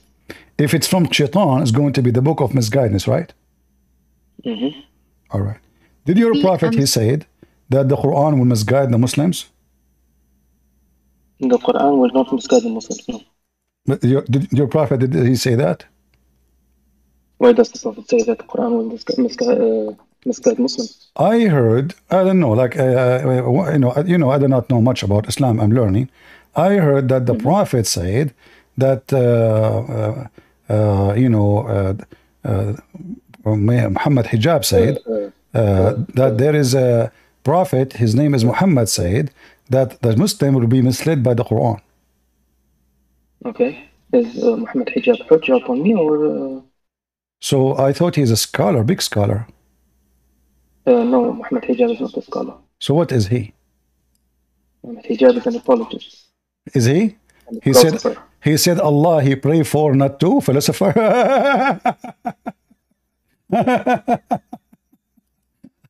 Allah he pray to, not for. Yeah, all right, okay. So here we go. Let us see what the hadith says about this. Your prophet, he says that my people will be misled by the Quran. Why does it say that? Let us see that. You see, I'm not Muhammad Hijab who make poo-poo. I am a Christian prince. Read with me and laugh. So you remember, you said the Quran is the book of guidance. Shaitan book is the book of misguidance. Your prophet said, and read with me here, and this is authentic hadith from the Da'if al-Bukhari, saying from Da'if Hijab, saying that Jibreel came to Muhammad and said to him, your people will be deceived. And Muhammad was telling his companion about that. Do you see it? Your nation. Your nation will be tried after you not much. I said, and from where does this come to them when I'm living among the book of God Almighty? Said by the God of Almighty, they come with strength. First of that is from the reciters and princes. Okay? So, is it true that it says that the Muslim will be misguided by the book of Almighty God? But you said to me, and everybody heard you, that Allah book is the book of guidance. Shaitan book is the book of misguidance. Here we go. Correct. Here we go. The book of misguidance is the Quran. Let me ask you a question. Don't ask question. Hold on. Yes. What do I won't ask question. The Muslim will be misguided by the Quran. You said, and I asked you clearly, I said, is the Quran the book of guidance? And is the Shaitan the book of misguidance? Yes, you said yes. And you confirmed before that Allah protect the Quran. And you confirmed before that Allah will take whatever Shaitan he throw. So now, we took off what Shaitan throw. Allah protect the Quran. The Quran is a book of guidance, and the Quran now will be misleading the Muslims. Can I talk to you now? What? Are you done with preaching? Can I talk preaching? Now? Preaching. I was preaching. I'm reading your hadith. Okay. First of all, can you show us the authenticity of the hadith? You want the authenticity of the hadith? Any hadith I show you, it's not authentic, isn't it? No, I'm just asking. So you Muslim, you say that you have a religion and Allah preserve Islam, but then we find that the stories, everything in Islam have what? Have tons of stories, and many of them we say this is authentic, this is not authentic, this one we like it, this one we reject it. Do you see how much Islam is preserved? Isn't it you who said Allah will preserve the revelation? But isn't it the Quran says you have to obey Allah and His Messenger, which mean whatever Muhammad say, Sunnah, and act, and what the Quran say. In fact, what Muhammad say is more important than the Quran, because there's many statements Muhammad he made. Abolish the Quran because Allah is not God, Muhammad is God. So now, if we say that the Quran is the book of guidance, and the hadith is the book of guidance too. But then each time we show the Muslims a hadith, they question if it is authentic or not, which means the Muslims are acknowledging that their religion is far from preservation, to the point maybe there's billions of stories Muhammad never said. And Muslims, they are making things up. Okay, are you done preaching? Preaching? Yes. So what do you? Are you done preaching? So what say you? What say you? Christian Prince, maybe you need some lessons on English. Yeah. I need what? I need lesson. I need lesson in what? Speaking English. Really? Proper English. Go teach your prophet first how to read his name. Okay. Well, hold on. You are making fun of me because I don't speak good English. Are you serious? No, you did that on purpose. Okay. Because I wonder how you follow a prophet, do not know the difference between his name and anyone else's name. This is a God who said to him 3 times read, still he cannot read. Jesus, he said to the blind man, see, he saw. The one who cannot walk, he walk. He controlled the nature, he commanded the dead, and your God, he said to Muhammad 3 times, read, still Muhammad cannot read. And now, Muhammad is a messenger of Allah, protected by Allah, and then somebody put magic on him, and now his private part is not working. Not only his private part is not working, his tongue is not working. His tongue is speaking satanic verses, delivering satanic verses. So look what happened. Muhammad now, he imagined things happening, in fact, never happened. Muhammad, he imagined himself having sex, in fact, he never did. Muhammad received satanic verses, and he did not notice. So if we count now, how many parts of Muhammad are in this ability? His penis, his brain, and his tongue. All of them controlled by Shaitan. What is left? Are you done preaching? What is left? Answer me. No. You're diverting from the topic. No, I'm asking you a question, serious question. No, you're diverting from the topic. I'm asking you a serious question. Everyone, all the 100 people are listening to you diverting from the topic. Okay, no problem. I'm asking you. I'm asking you what is left. Okay. So do you agree with me? Do you agree? Do you agree? No, this is the topic. This is the topic. The topic is. The topic is. Listen. Remember, the topic is Muhammad receives satanic verses. Allah will abolish it. I said how I can prove that this is not from Shaitan, especially the verse after it's saying that those verses are going to be misleading Muslims. Allah, he claimed he abolished it, but the verse after it says Allah, that he, Allah, may make what is thrown by Shaitan a trial for those who is in their heart is a disease. Who is the one who believe in the Quran? Muslims. So did we abolish the verses of Shaitan, or they are still there? They're still there. How we can prove it? The verse in front of us. Those who they have sickness in their heart, they will believe in those satanic verses. And they will follow them. Are you done? You know, I'm not done. Are you? Okay. No, tell me when you're done preaching. Okay, my friend, you became so boring. Let your dad come here.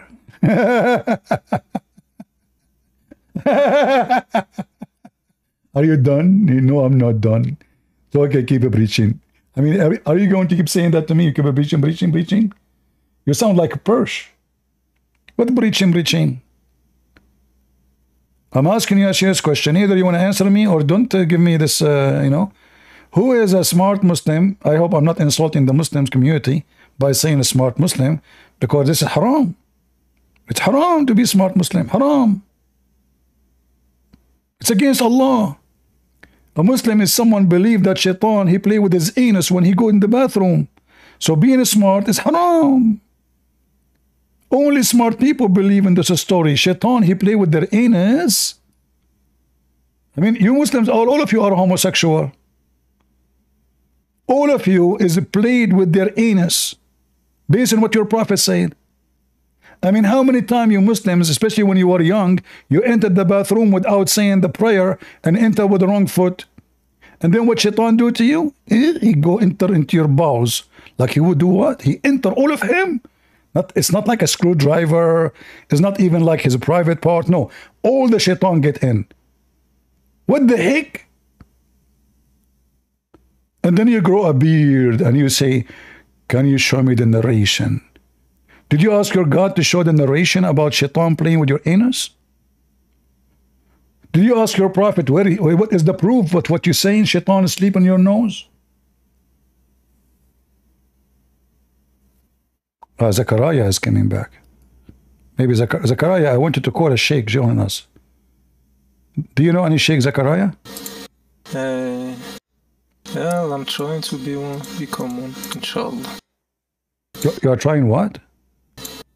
I'm trying to become one, Sheikh. Okay. There is a sheikh. There's a sheikh from Pakistan. His name is Uthman. Do you know his number? Uthman on YouTube, the American. Yeah, Mexican. This the choppy boy. Farouk. Yeah, the guy who said there's many Messiah. Yeah. Is that true? There's many Messiah. Is that true? As he said, there's many Messiah. I didn't see this clip. He said there's many Messiah. Search for it now. Search for it right now. He said there's many Messiah, and he brought a book, and he said there, look, it says many Messiah. You Muslim, you believe there's many Messiah now? I think the Messiah is just Isa, Jesus, though.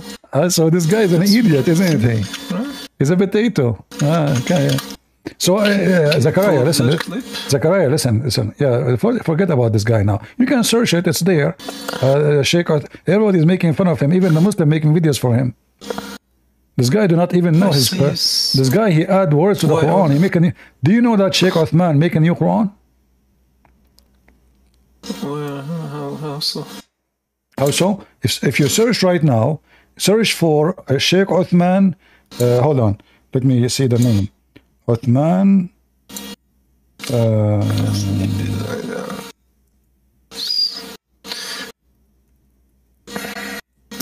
to talk about the linguistic greatness of the Quran. But linguistic.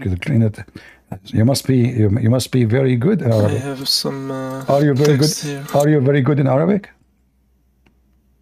Not really.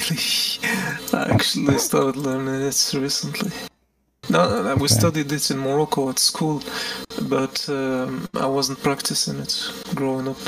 Until recently on the language I'm server. going to show you. I'm going to show you a verse from the Quran, and I challenge you to make like it. What do you think? I will make a verse. I will make a verse. Listen, I will make a verse. I will make a verse, and then I want you to show me something like what I said in the Quran. I challenge any Muslim to show me something good as my amazing Quran, which I will do. Is that okay? Okay. Yeah. Okay. All right. Let me see. Let me think about that. Let me think about something to say to you. You can find it on YouTube from other people, or are you gonna make yours? Okay. Are you gonna make it yourself? Yeah. Because other people. No, I will make it. No, I will make it myself. In Arabic? Okay. No, I will make it in English. I will change Allah to make it in English. Oh no, that's not. Because in the Quran it challenges people to do it in Arabic, though. I'm sure not in English, but. Really? I mean, that's. Because it says why similar. Allah cannot make Quran in Arabic? In English? Are you saying to me I can beat Allah in English?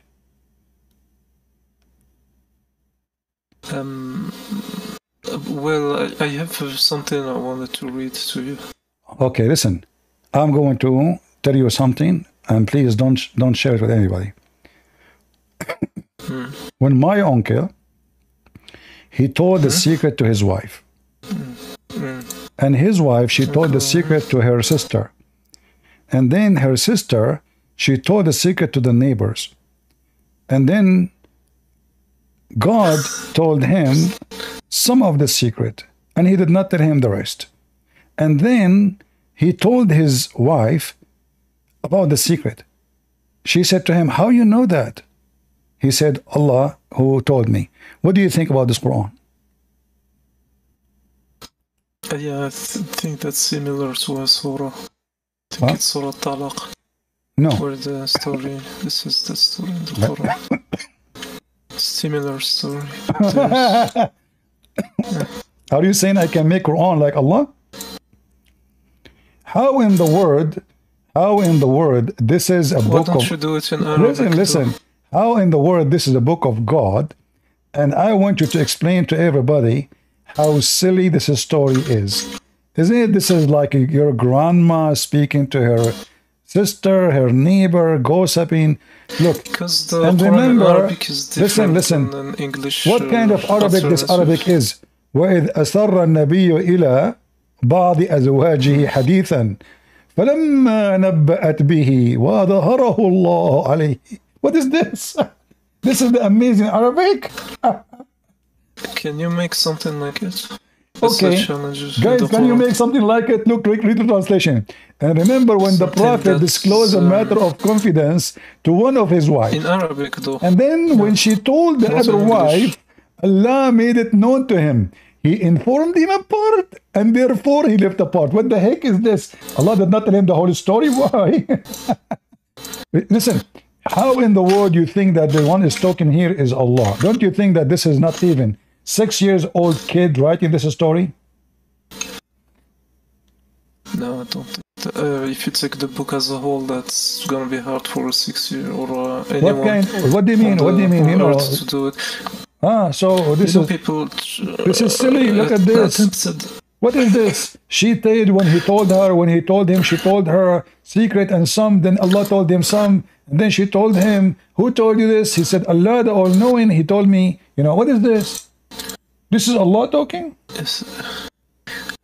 Well, I have sentences. Unmatched eloquence in the Quran exhibits a level of eloquence that surpasses any human composition. Like what? The sunset in muddy water? The choice of words, syntax, and rhythm are harmoniously Okay, let me ask you. Are you saying to me that the one who make the best Arabic writing is God? Yeah, I guess. So why the Quran says the one? Why the Quran says the best who made Arabic writing is Shaitan?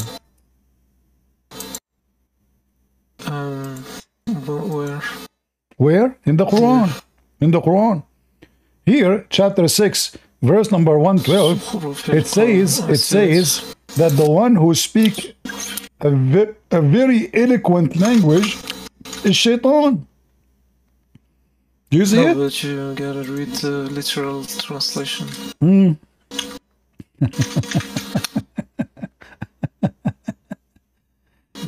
is the one who make the best Arabic language, best speeches? The Quran says the one who make the best speeches, the adorned speeches is the speeches of Shaitan. Speech. Well, there it says adorned speech, not the best speech. It says so Zukhruf. The translation is right in front of you. I know, adorned speech. Beautiful. Yes, what adorned mean? What adorned mean? What adorned mean? Decorated. Exactly. Yeah, beautiful language, beautiful language. So the one who write beautiful language is Shaitan. Beautiful. Yeah, but it's not the best. No, it is the best. Prove it. So now you are saying to me that the best, my friend, okay, if the Arabic is the best language, how come Aisha, she said that has al-Quran fihi lahan, which means has error, language errors. Lahan? Lahan means rhythm. Lahan means reading? Rhythm or melodiousness. No, this is not melody, my friend. This is Lahan in English is tone. Musical composition. My friend, you are ignorant. Lahan means error. So the Arabic have lahan. This is not the word lahan can be used for music, but when Aisha, she said that this is a book have lahan, which mean have error, and then it says, and the Arab will fix it later. The Arab will fix it. But can you show me a translation of lahan saying it's error? Just to show you, in 2 seconds, you will see that this is what it's meant. I search. Didn't you can search right now. You can search. You can call your sheikh. Why you don't call your sheikh so we can laugh? Call your sheikh. I don't really have. Okay, here we go. It says here. Do you see the screen? Yeah. So here it says, and the Arab will fix it with their own tongues. The Quran has errors, and the Arab will fix it with their own tongues. Who will fix it? The Arab. وأخرج ابن داود عن قتادة أن عثمان لما رفع إليه المصحف قال إن فيه لحنا وستقيمه العرب بألسنتها. So it have error, bad language, and the Arab will fix it with their tongues. Does it say that? Yeah, aren't they speaking about the Mus'haf, like the written version that they wrote to preserve it? I thought the Quran is perfect. It turned to be that the one who will fix it later is the Arab. I mean, the Mus'haf, when they wrote it, the people who wrote it might have done mistakes. Is that what they're referring to, though? They're referring to. Listen, now Muhammad is dead, and now the Quran they have lahan, have error, and who is going to fix it? The Arab. Did I give that, guys? Am I giving a reference or I'm making things up? This is Tafsir Ad-Durr Al-Manthur, Al-Imam Al-Suyuti. Let me translate the whole page. Here we go.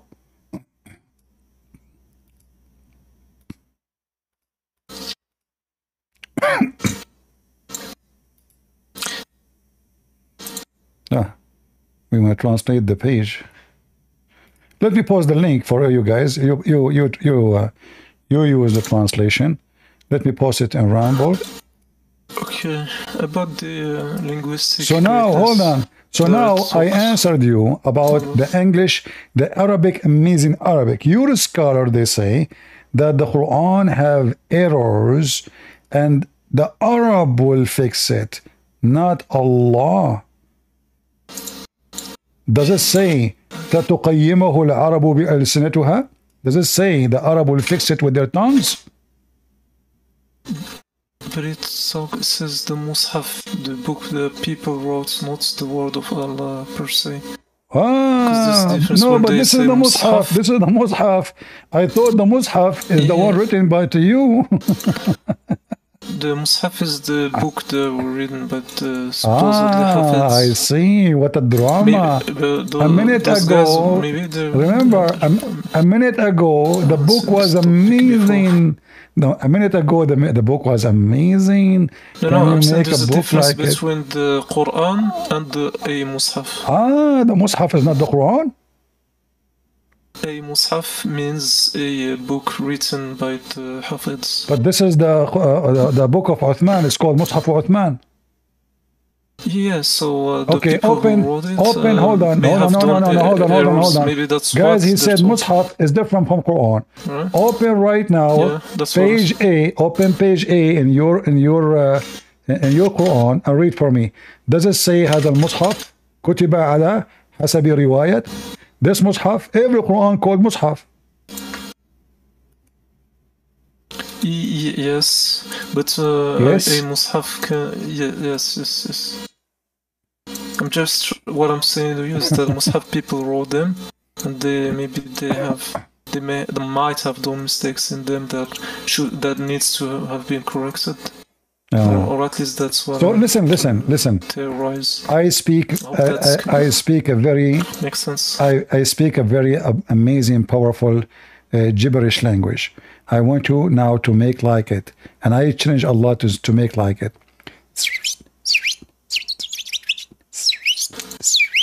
Can you make like it? What? See, you cannot. Okay, I want to ask you.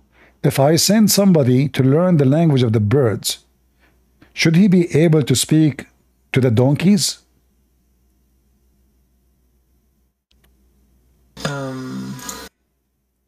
Just stay on. No. Why? What? Should it be speak? No, I don't know. No, I don't know. No, I don't know. What is that? Is that an answer? No, I guess not. Okay, so how the amazing Quran says Allah, he taught Sulaiman the language of the birds, and then Sulaiman, he speak to the ants. Okay. Remember, you just said. Remember, you just said, if we teach somebody the language of the birds, he should not speak the language of the donkeys. So now, Allah, he taught Sulaiman the language of the birds. How Sulaiman is speaking to the ant? One doesn't the other. What? Yeah. What? One does not. What? Zakaria. Zakaria. Honestly, are you taking hashish? My friend, I don't know what you are saying. You said, everybody heard you, that if you teach somebody the language of the birds, should not be able to speak the language of the donkeys. So now Allah, he taught Sulaiman the language of the birds. Huh? What? Yes, I'm saying one doesn't contradict the other. Like you can speak English and Arabic. No, this is not about Arabic. This is not a language Arabic. This is the animals. Allah taught him the language of the birds, and then 2 minutes after, Sulaiman is speaking to the ant.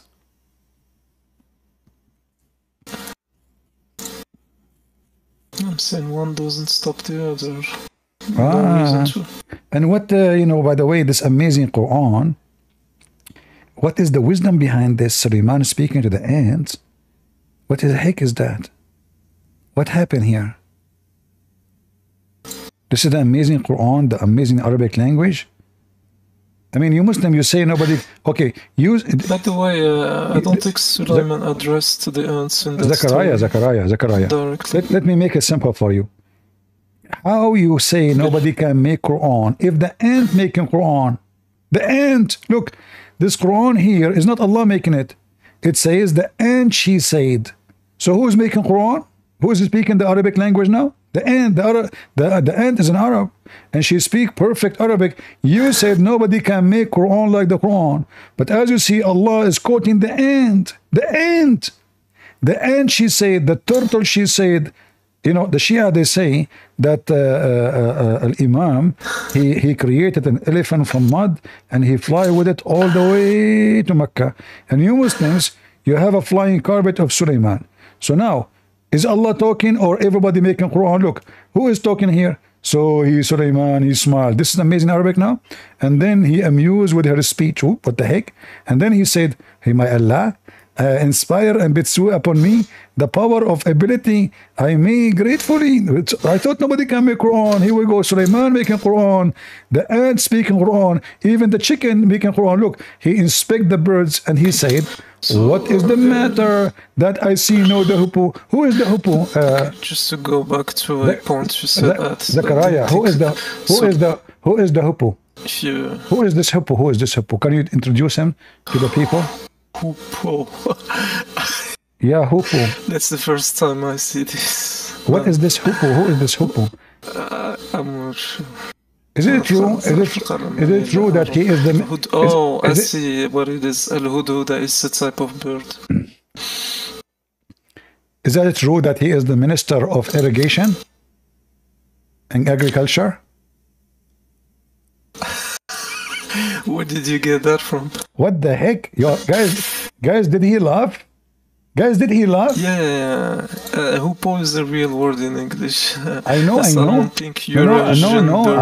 I'm saying, is it true that he is the Minister of Agriculture of the King David? No?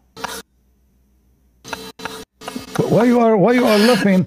Okay, isn't it his job? That is funny though. Where did you get that from too? Okay, isn't it his job to look for water for Sulaiman? Where did you get this I don't know, I'm learning.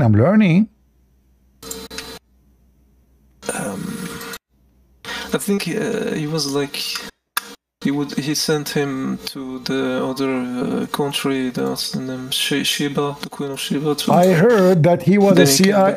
I heard he was a CIA and he was a spy too. Is that correct? More like a what do you call this? Spy. He's spy. Yeah. That's deep. Seriously. And then he went and he found a woman. She have no hair in her legs. Is that true? I don't think it was that deep. Or she had no hair in her legs. Is that correct? No hair. Yeah. In her legs. What is that? What does that mean? The bird, he went there, he found that this woman, she have no hair in her legs. You know, Middle Eastern women, they're scared. They scare the hell of you. Yeah, I mean, we Middle Eastern, we look like chimpanzee. So like the bird, he saw that the woman, she have no hair in her legs. She went not. He was not. He came back to Sulaiman and he said, man, she have no hair in her legs. Huh? This one is not in the Quran about the leg hair. Okay. Is it true that Sulaiman, he wanted to steal the chair of this woman? Because I've read. Is it true that Sulaiman is it true that Sulaiman, the Muslim Sulaiman, is a thief and he want to steal her chair? He wanted to prove something by making a chair. I've read different the explanations. Some say he made a chair that looks just like it. Some say he sent a jinn to take the real chair. I mean, the chair is not yours. Why you Muslims always you steal things does not belong to you? So the women, she have a chair. Okay, I want to ask you. Listen, Zechariah, in front of everybody. Is it lawful for Muslim to steal chairs from Starbucks? Yes or no? Well, I told you. What? The different explanations of them. some What? say he made a chair. I don't understand. Either you say yes, we are allowed to steal chairs, or you say we are not. Stealing isn't allowed unless it's in war or dire What war? conditions. The woman, she is not. She never met him. The woman, she is far away. She never fights Suleiman. You're not listening to me. I said I've read the explanation from some that said that they made a chair that looks like it. It wasn't her chair. And What like it? No. Suleiman, he wanted to take his chair, and then there's a guy. His name. Do you know that guy? His name is Afrit. Afrit. Afrit is a type of jinn. Okay, is it true that he look Asian and he is bald and he is fat? I have no idea what Really? They can take many forms, I believe. What? Yeah, the jinns can take different forms. No. The Muslim Afrit. Is it true? Is it true that he is Asian and he is bald and he wear panty? Yes or no? I've never heard this. All right, let me show you. Show me. Maybe in pop culture movies they represented in different ways, but what you said, didn't hear it. Okay. Yeah. Okay, here we go.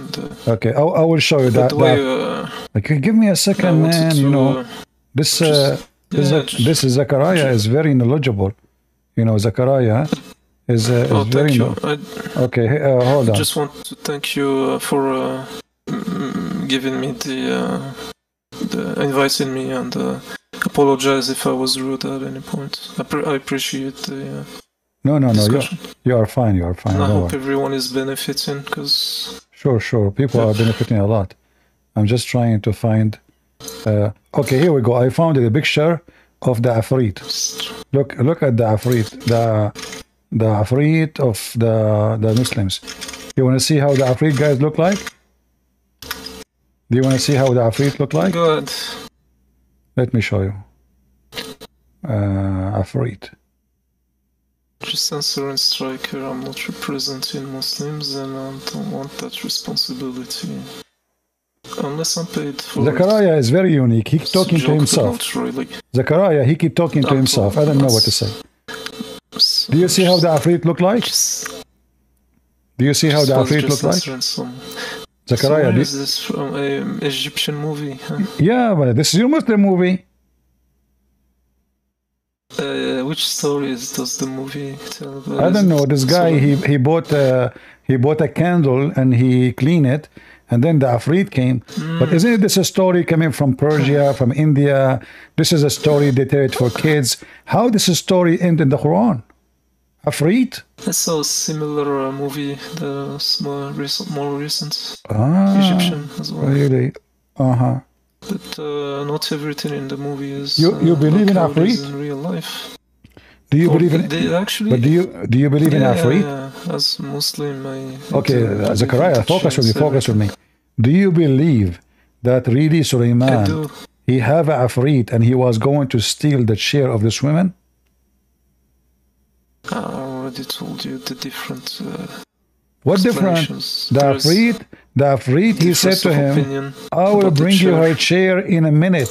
Here, I'll show you. What kind of a prophet? Why all Muslim prophets are thieves?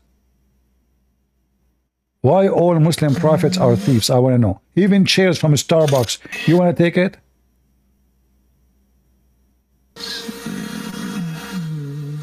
Guys, look at this. Thank you, Zachariah. I will give you a break. You come back after a few minutes, or maybe a few days. So, guys, look at this. Even the Muslim Suleiman is a thief.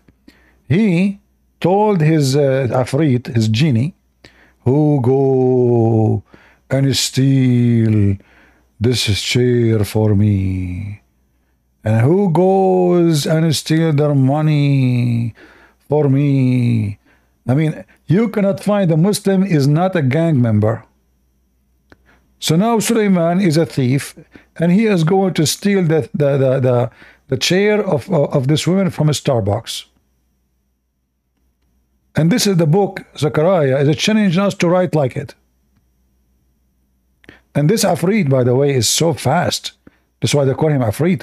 He is the kind who can go to the end of the world and come back before even you blink your eye. Look, look, look, look, look. He says, Afrit. Afrit strong from the jinn. Say they will bring it to you before you rise from your place. This is Afrit, so fast. He will go take the chair all the way from Yemen and bring it to Sulaiman. And right now, brothers and sisters, the Afrit in my refrigerator. Any one of you will misbehave with me, I am going to open the ball for the Afrit, and he will take your iPad, bring it to me. And not to forget to mention your ice cream. And if you scream because I took your ice cream, I will not forget to take your shoes. The Afrit. Oh, true. Who can make Quran like this Quran? Can you? Sure, we cannot. Hold on, I have a caller. Greetings and Prince. First of all, you are very stupid. Zakir Naik, what's wrong with you, man? How you were able to come here so fast? Greetings and Prince. First of all, I am not coming to you. The Afrit can hear my voice. What the heck? This is the Afrit. He carry your voice all the way here. That is so fast. You are right now in Pakistan.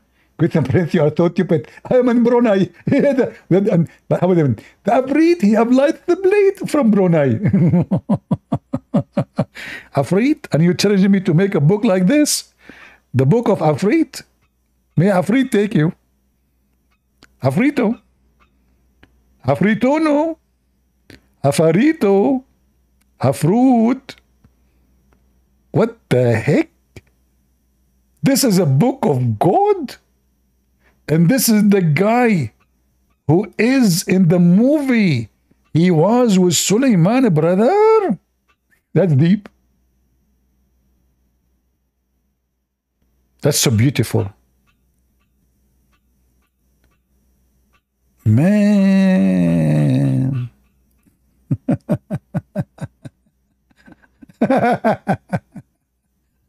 What a stupid religion. And they are challenging us to make a book like this. Are you sure? Huh? Do we have any serious Muslim who would like to join us? Someone who can speak clear, like this Zachariah. What I don't like about him, I mean, he's a nice guy, but he keeps saying this is... Oh, we have a guy, he challenged me. Hold on. I always get scared from those who challenge me. Wait, put your hand up again. Put your hand up again. The one who said you want to challenge me. Okay, go ahead. Okay, go ahead, challenge me. Hey, what's going on, everybody? Hey, what's going on? No, just someone who doesn't even speak English out there, just like trying to prove a point. What? Hello? Are you making... No, you're just putting someone out there who doesn't even speak English and trying to prove a point. That's why I'm here. So what you trying to say up here? I don't know. Are you a Muslim? Yes, I'm a Muslim. Okay, can you tell us the story of the Afrit here? Afrit? Uh-huh. So it's saying here, Solomon is asking, he's challenging the jinn to bring a throne of one of the kings. Why you want to steal why you want to steal the throne of this woman? Steal? No, it's not a stealing. In fact, that person, that king, or that was coming to the Solomon, to the ally in that time. No. He was. He was? So if you know the Quran, he was? What's that? You said he was? I said she was. She was. She was, because I know it's a girl. But you see, but he just heard about her. He never heard of her before. What do you mean she was coming to him? She was coming to be ally with an offer. Can you show me the reference where it says that in here in the Quran? Yeah, I'll get you to the reference. With no, here in the Quran. Show me where. Show me where it gets from. Yeah, hold on one second. So here you're just trying to prove a point. You said Muslims are thieves. If Muslims were thieves, Muhammad would be a very wealthy man. He died with nothing. He died. He was lying Muhammad, he on the died ground. with nothing, really. So how his He had daughter, 9 gold. so how Fatima, she was fighting with Omar over a town. She owned the whole town from her inheritance. It could be Fatima, but Muhammad had 9 gold Fatima, dinars. she 9 inherited. gold dinars. Hold, guys. The daughter of Muhammad, she inherited from her father a city, and Muhammad was poor. So there is a Baitul Muslim, okay? So if they collect tax, it goes to the city. It's not like people that put it on their Okay, what wealth, is the share? right? What is the share of Fatima to the point she own a city? As long the Muslims, they are poor and Muhammad is poor, she said she inherited that from her dad. Well, if he was very rich, how could you can see he has no expensive Gucci, no expensive clothes. He had very poor clothes. Okay. He was lying on the ground. Hold on. I heard that the Prophet, when he died, he even borrowed money before he died from a Jewish guy. He was his neighbor. Yeah, exactly. Why would a wealthy man now in front of everybody, guys? Did he say exactly? Hold on. Did he say exactly? I want you to show me the reference so people will die laughing at you. Go ahead. No. They can laugh as much as they want. No. You said exactly. You said exactly. This is a story fabricated by the Muslim. Show me the reference. About what? About the word. You said exactly. I said the Prophet. Is it true? You're a prophet. He borrowed money from a Jewish guy before he died. Yeah. Okay. Can you show me the story? Story of what? The one you said exactly. He borrowed money? Yes, from the Jew before he died. Remember, before he died, the Prophet, he gave even his weapon to the Jew in exchange of money. Can you show us the story? Or this is a fabrication? And you said exactly. Everybody heard you saying. Everybody heard you saying exactly. So either, Mr. Exactly, either you show us the story or you admit that you are lying. No, you are keep interrupting me for the point that I'm trying to make. Oh, no, so you said exactly. You said exactly. You agreed. No, I did not make a claim. I did not. I said, is it true, guys? It's recorded. I said, is it true that you're a prophet? He borrowed money from a Jew before he died. You said exactly, which means this is true. I said exactly the previous point. I did not make the claim. Okay, I want you now to show me the reference that the prophet, he died and he have no money. Proof? He died with no money? Okay, I'll show it to you. Okay, show me. 1 second. So his daughter, she owns cities and the guy don't have money. Listen, he owned entire West majority land, okay? Even if he had a Sahabi. They cut, even if from the war, they look like it. They got like a... Where do you go? He did not listen. Everything. You're a prophet. Your prophet was a very... I heard that he was a very good guy. Is that true? Yes, it is. So why the Sahaba, they accuse him that he stole an underwear? Which Sahabi and where? Give me the reference. You're just making claims. In the Da'if hadith, it says that the companion... Which hadith? Give me the reference, because there's no hadith exists like that. Okay. You're just making a claim left and right. In the book of... In the book of Tambur... In the book... No, I'm telling you. In the book of Tambur, hadith number 20Y. Okay, give me just, you have the Google open. I just give you the reference. I just gave you the book of Tambur. Do you know the book of Tambur? No. You don't know the book of Tambur? No. You just give me some kind of like a non-existence like sources. Just show me right here. This is the Quran, the book of Tambur. Quran, chapter 3, verse 161. The companion, they accused the prophet to be a thief and he stole an underwear.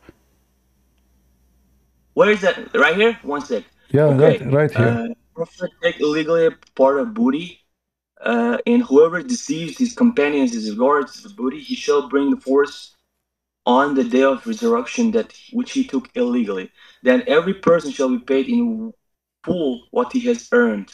They shall not be dealt with unjustly. Those who follows, it's good.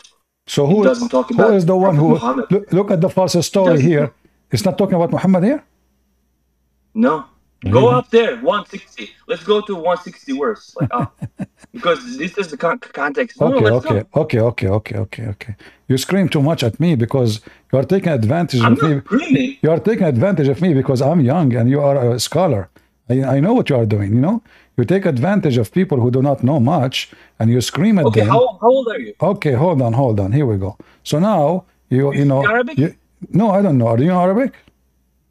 No, I speak Russian. You speak Russian? Yes. Спасибо. Oh, пожалуйста. Пожалуйста in your eyes. Hold on. Here we go. You said this is not. You said this is not about the prophet. You said this is not about the prophet. Here we go. I got you busted. I just paid one. I paid the one who owned the website, and they change it and they make it about the prophet. Read it. Okay. Then Allah mentioned this, summarized about the prophet, that he was not going to divide any the booty among them because of this. They left their position, saying it's not for any prophet. It's not permissible for any prophet to cheat his community regarding to booty. Does it say cheat? Does it say cheat? Did the companion they accuse their prophet to do cheating? Cheating? Uh-huh. Did you say cheating? Yeah, cheating. Where does it say? I know. I thought I said community. You said cheat. You said cheat. Yeah, put words 160. Let's go. Okay, and here it says that when a panty went missing, read, when a red velvet cloth went missing in the day of Badr, some of the people began to say, perhaps the prophet took it. Okay, it is not for prophet to be fraudulent. And yet, were fraudulent? Reading the passage, what fraud? Man, fraud? They accuse the prophet to do fraud, and those are the companion of the prophet? No way. So the day of resurrection, carrying it around his neck, and every soul fraudulent, otherwise shall be paid in full. The prophet will carry the panty around his neck? No way. He doesn't. Where does it say panty around his neck? Well, this is a red panty. This is the translation. This is a red panty, and the prophet will carry it around his neck in the day of judgment. What is the panty? Show me. Where is the panty? It says bikini. Where? Read. Bikini. Here we go.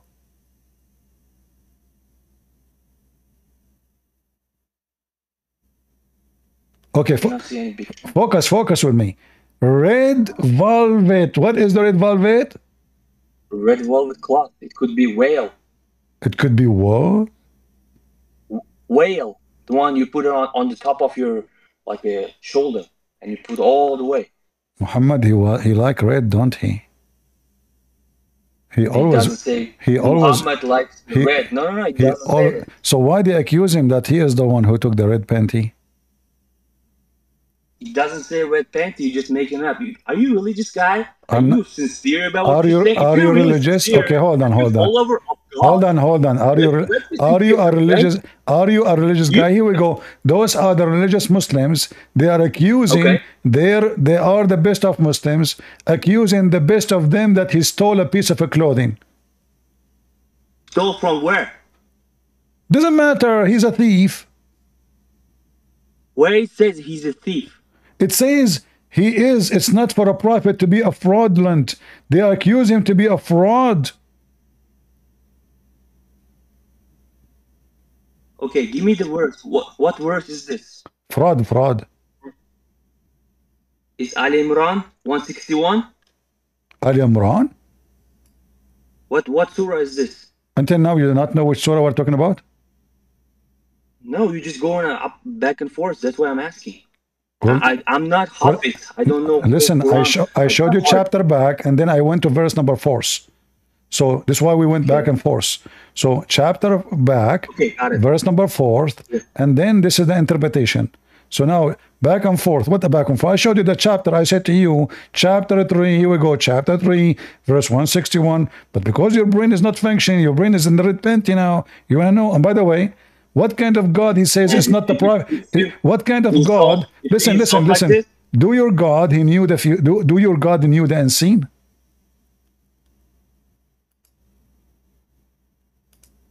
Listen, if you're like a insult people like this, I mean, it's not here to like for me to discuss. Okay, is it okay? Discuss, okay? So do you like me to say? Okay. Do you like? Are you against insult? I'm against for anything. If you're a religious guy, if you're a follower of God, Okay. if you believe in God, So how come your prophet he said? So how come your prophet he said to other guy, go and bite the penis of your father? where he said go and buy a penis of the father? Where? Okay. Do you want to see it? Yes. I'm not going to show you the penis. I will show you the hadith. Just a warning, disclaimer. Okay. I'll tell you one thing, okay? So if this is what happens, there will be judges, whether whoever that is, whether it's prophet or not, they will be judged in front of God, all right? Really? One time, So a prophet of God, he's saying, go and bite the penis of your father. Is that how prophet of God talk? where does it say peace? Listen, if it's something like this, Muslims will not follow him, all right? Even Muslims are like those people who just read this. Like whoever is gonna read this, they're not gonna follow this kind of things. It's nonsense. Nonsense. All right. Yeah, nonsense. Okay. Let us see. Hold on. I'm trying to find you the reference. I'm just calling my friends. Okay, here we go. It says here, I just called my friend, and my friend helped me, Mr. Afrit. And there he says, the one, here we go, read it. The one who is proud about his inheritance before Islam, tell him to go and bite the male organ of his father. Tell him to bite his father penis. Okay. So what hadith is this? Give me the reference. It's in the front of you. It's Sahih. I got it, Sahih, but go up. Just get Let out me of see. Is it Adab 9? Just get out of here. Let your dad call me. The Muslim want to examine Christian Prince. Give me, go up, go down. Go left, up, go right, hop. You hit the electric, column. Hop. What the heck? Abdul, you are talking to Christian Prince. But I play with you with my fingers. Not in bad meaning, just disclaimer. What the heck? Are you here insulting a Muslim talking about insult? All your religion is about insult. In the mosque, Allahu Akbar, the kuffar, they are filthy like animals. I mean, you insult everybody around you. It's time for you to be insulted with salt. I insult you, and I salt you, and you cry from pain. Deal with it. Who's next? We want a real adult, mature Muslims. Oh, what we are getting here. I mean, what the heck is that? All of you are coming with your diapers. What is that? We can't even find. What is your parents? Do your parents even knew that you are in Discord? Go into adult chat rooms? Are they watching you? Shame on you. Are you over 6 years old or younger? Remember, in order to be mature and adult in Islam, you have to be 6 years and older. At the age of 6, Aisha, she was doing boom boom. At the age of 9, she was making porn movies. At the age of 4, she was dating. At the age of 2, she was touching. At the age of 1 day, she got her nipples out. This is Aisha, brother. She grows so fast. Her mother, she was feeding her cucumber. I mean, I know that cucumber should not be in the hands of any females. Excuse me. What the heck with this religion? She feed her what? Cucumber? To do what? To make her fat so the Prophet can boom boom with her? So, are you serious? Look, look, look, look, look, look. My mother was trying to fatten me up when she wanted me to go the Prophet immediately. And the messenger can do boom boom, yeah. And when she got married, but nothing worked until she ate cucumber. The power of cucumber. Cucumber? I mean, are you sure she was Jewish just eating it? I mean, English is really weird, honestly. First time I learned this word, like cucumber, you know, they are learning English. Cucumber, what the heck? I felt like I'm a Filipino or something. Anyway, so Aisha, she ate a cucumber with a date, and then, brother, her boobs was coming like boing, boing. Her legs, his butt, oh, Allahu Akbar. His butt became like a balloon, and she farted every 2 seconds. The Prophet, he said, how in the world she grows so fast? Aisha, she said, I cannot tell you the secret. This is women thing.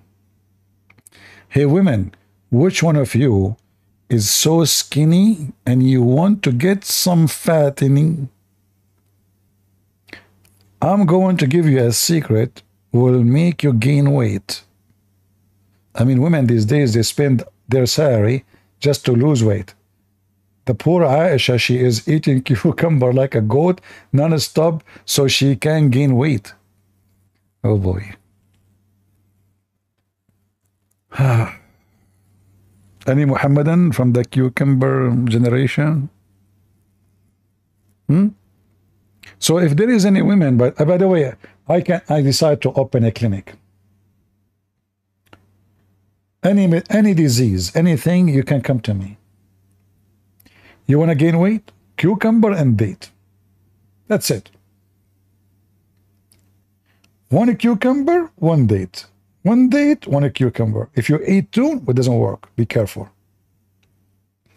And if you are sick with any disease, do you know that the Prophet Muhammad, he found the solution for every single disease?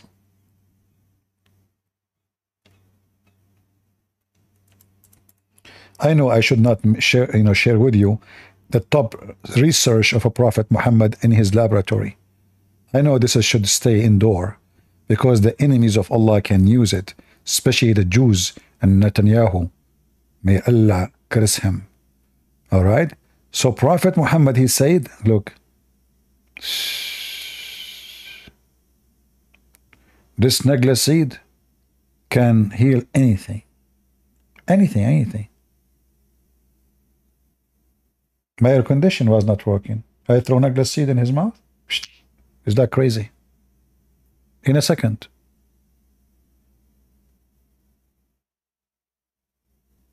You know, Muslims, do you think Isa, when he was doing miracles, he was using Nagla seed, and because of it, it's so small, nobody noticed what he's doing? Like maybe he made the blind see because he gave him Nagla seed, and he made the guy walk because he gave him Nagla seed. I mean, it's so small. Huh? Do you think Isa, he was using Nagla seed too? Huh? Like, Nagla seed is the solution for everything. So if somebody want to get rid of his mother-in-law, he give her Nagla seed too? What if you have a wife you don't like? You give her Nagla seed?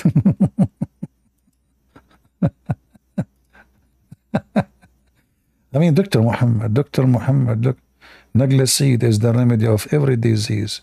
And then Muhammad, he was sick all his life. He kept fainting, he kept vomiting. He can't even go to the bathroom. Hey, Mr. Nagla seed, where is your Nagla seed power? I mean, just eat too. Huh? Yeah, I'm very good in keeping secret. You know, Prophet Muhammad told me. Do you know what Prophet Muhammad told me? Let me show you. Just to show you how good the Muslims are good in keeping secret. This is what Prophet Muhammad told me. He said, anyone, what was the hadith? What was the hadith?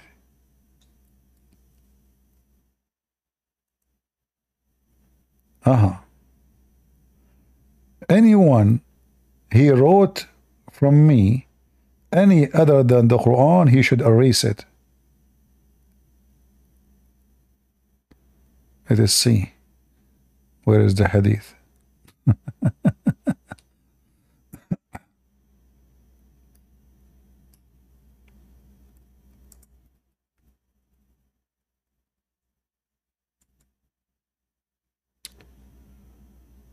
Where is the hadith? Yeah, he said to them, anyone he write other than the Quran, he should erase it.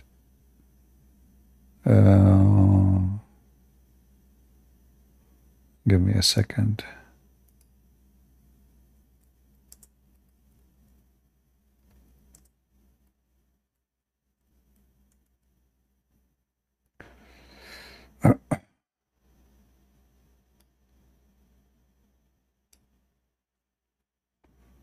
Let us try this.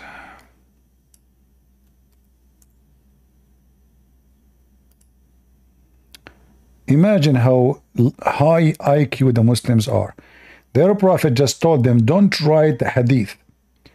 Don't take down anything from me, which means hadith. And he who took down anything from me, except the Quran, he should efface that. I mean, the guy, he just told them, don't write what I'm saying, and he wrote that. Abdul, he just told you, don't do it. I mean, Abdul is so smart. The guy, he just said, not yesterday, not a century ago, he just said, anyone write down anything I say, erase it. The Abdul, he took the pen. The Prophet said, anyone he write anything I say, erase it. No brain. Brainless. Very top smart people. Potato, he just told you, don't write in the wall. You go and you write in the wall. The Prophet said, don't write in the wall. I mean, we know why you Muslims are so smart. Top notch, man. Anyway, guys, I think we have enough for today. Did we have a good time? Don't forget to unsubscribe, please. And don't forget to don't make comments. And don't forget, don't give us like. And don't forget to take a hike, because if you don't take a hike, I will send a genie. The genie I have is very powerful. I will tell you what my genie can do. He's so fast. And, like, the thing, Joe Biden, bite me. So now, guys, thank you. What? Yeah. So anyway, and this is thank you very much, and I hope you did enjoy speech of the White House for today. I am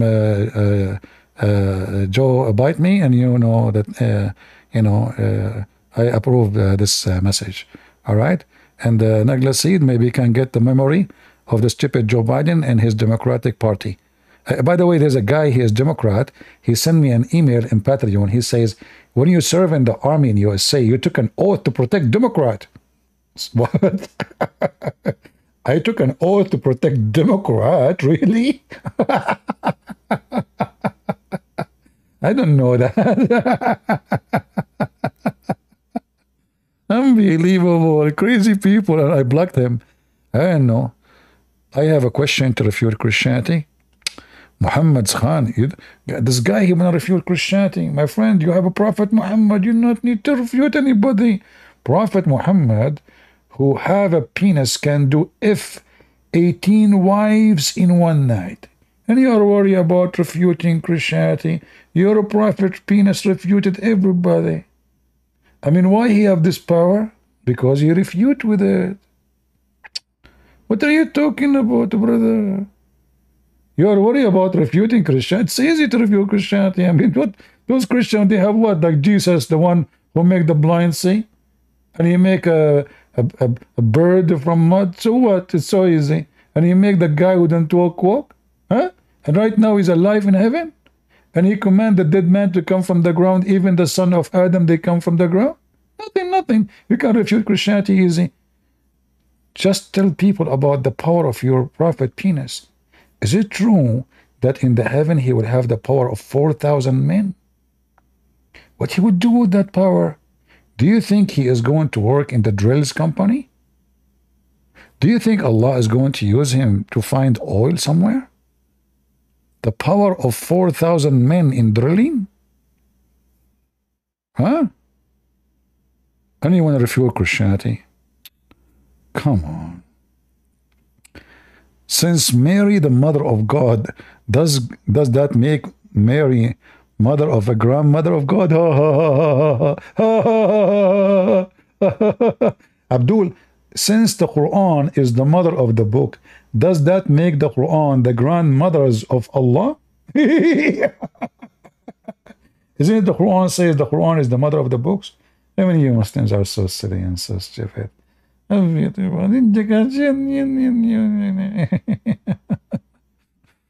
boy. Anyway, so I want to say to you all, thank you for being here. And I want to say to those who did not come today, thank you for not being here. I appreciate you. I appreciate people who don't come better than those who come. Because simply, those who come, now they have to leave. If you don't come, you will not need to leave. And that is the priceless. Imagine you come where, and then somebody says to you, you better go. You're being kicked out. Is that what you want?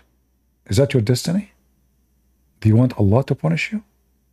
You come here and now they are going to say to you, sorry, I'm how to go, you know the thing? That is a shame.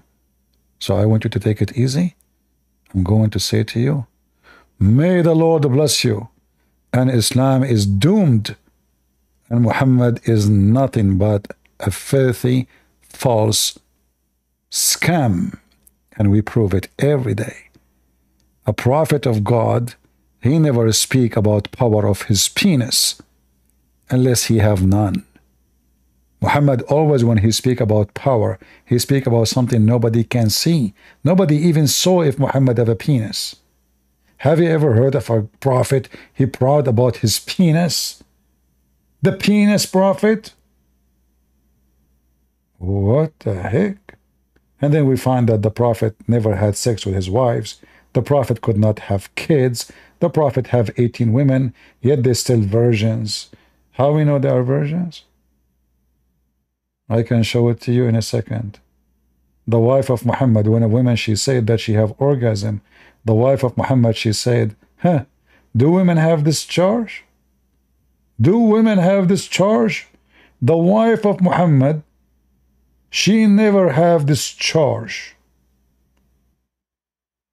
That is telling me what Muhammad was doing in the bedroom. Thank you all for being here. God is good. So is Jesus. And we see you soon again. Don't forget to leave your comment if you care to support what we do and share the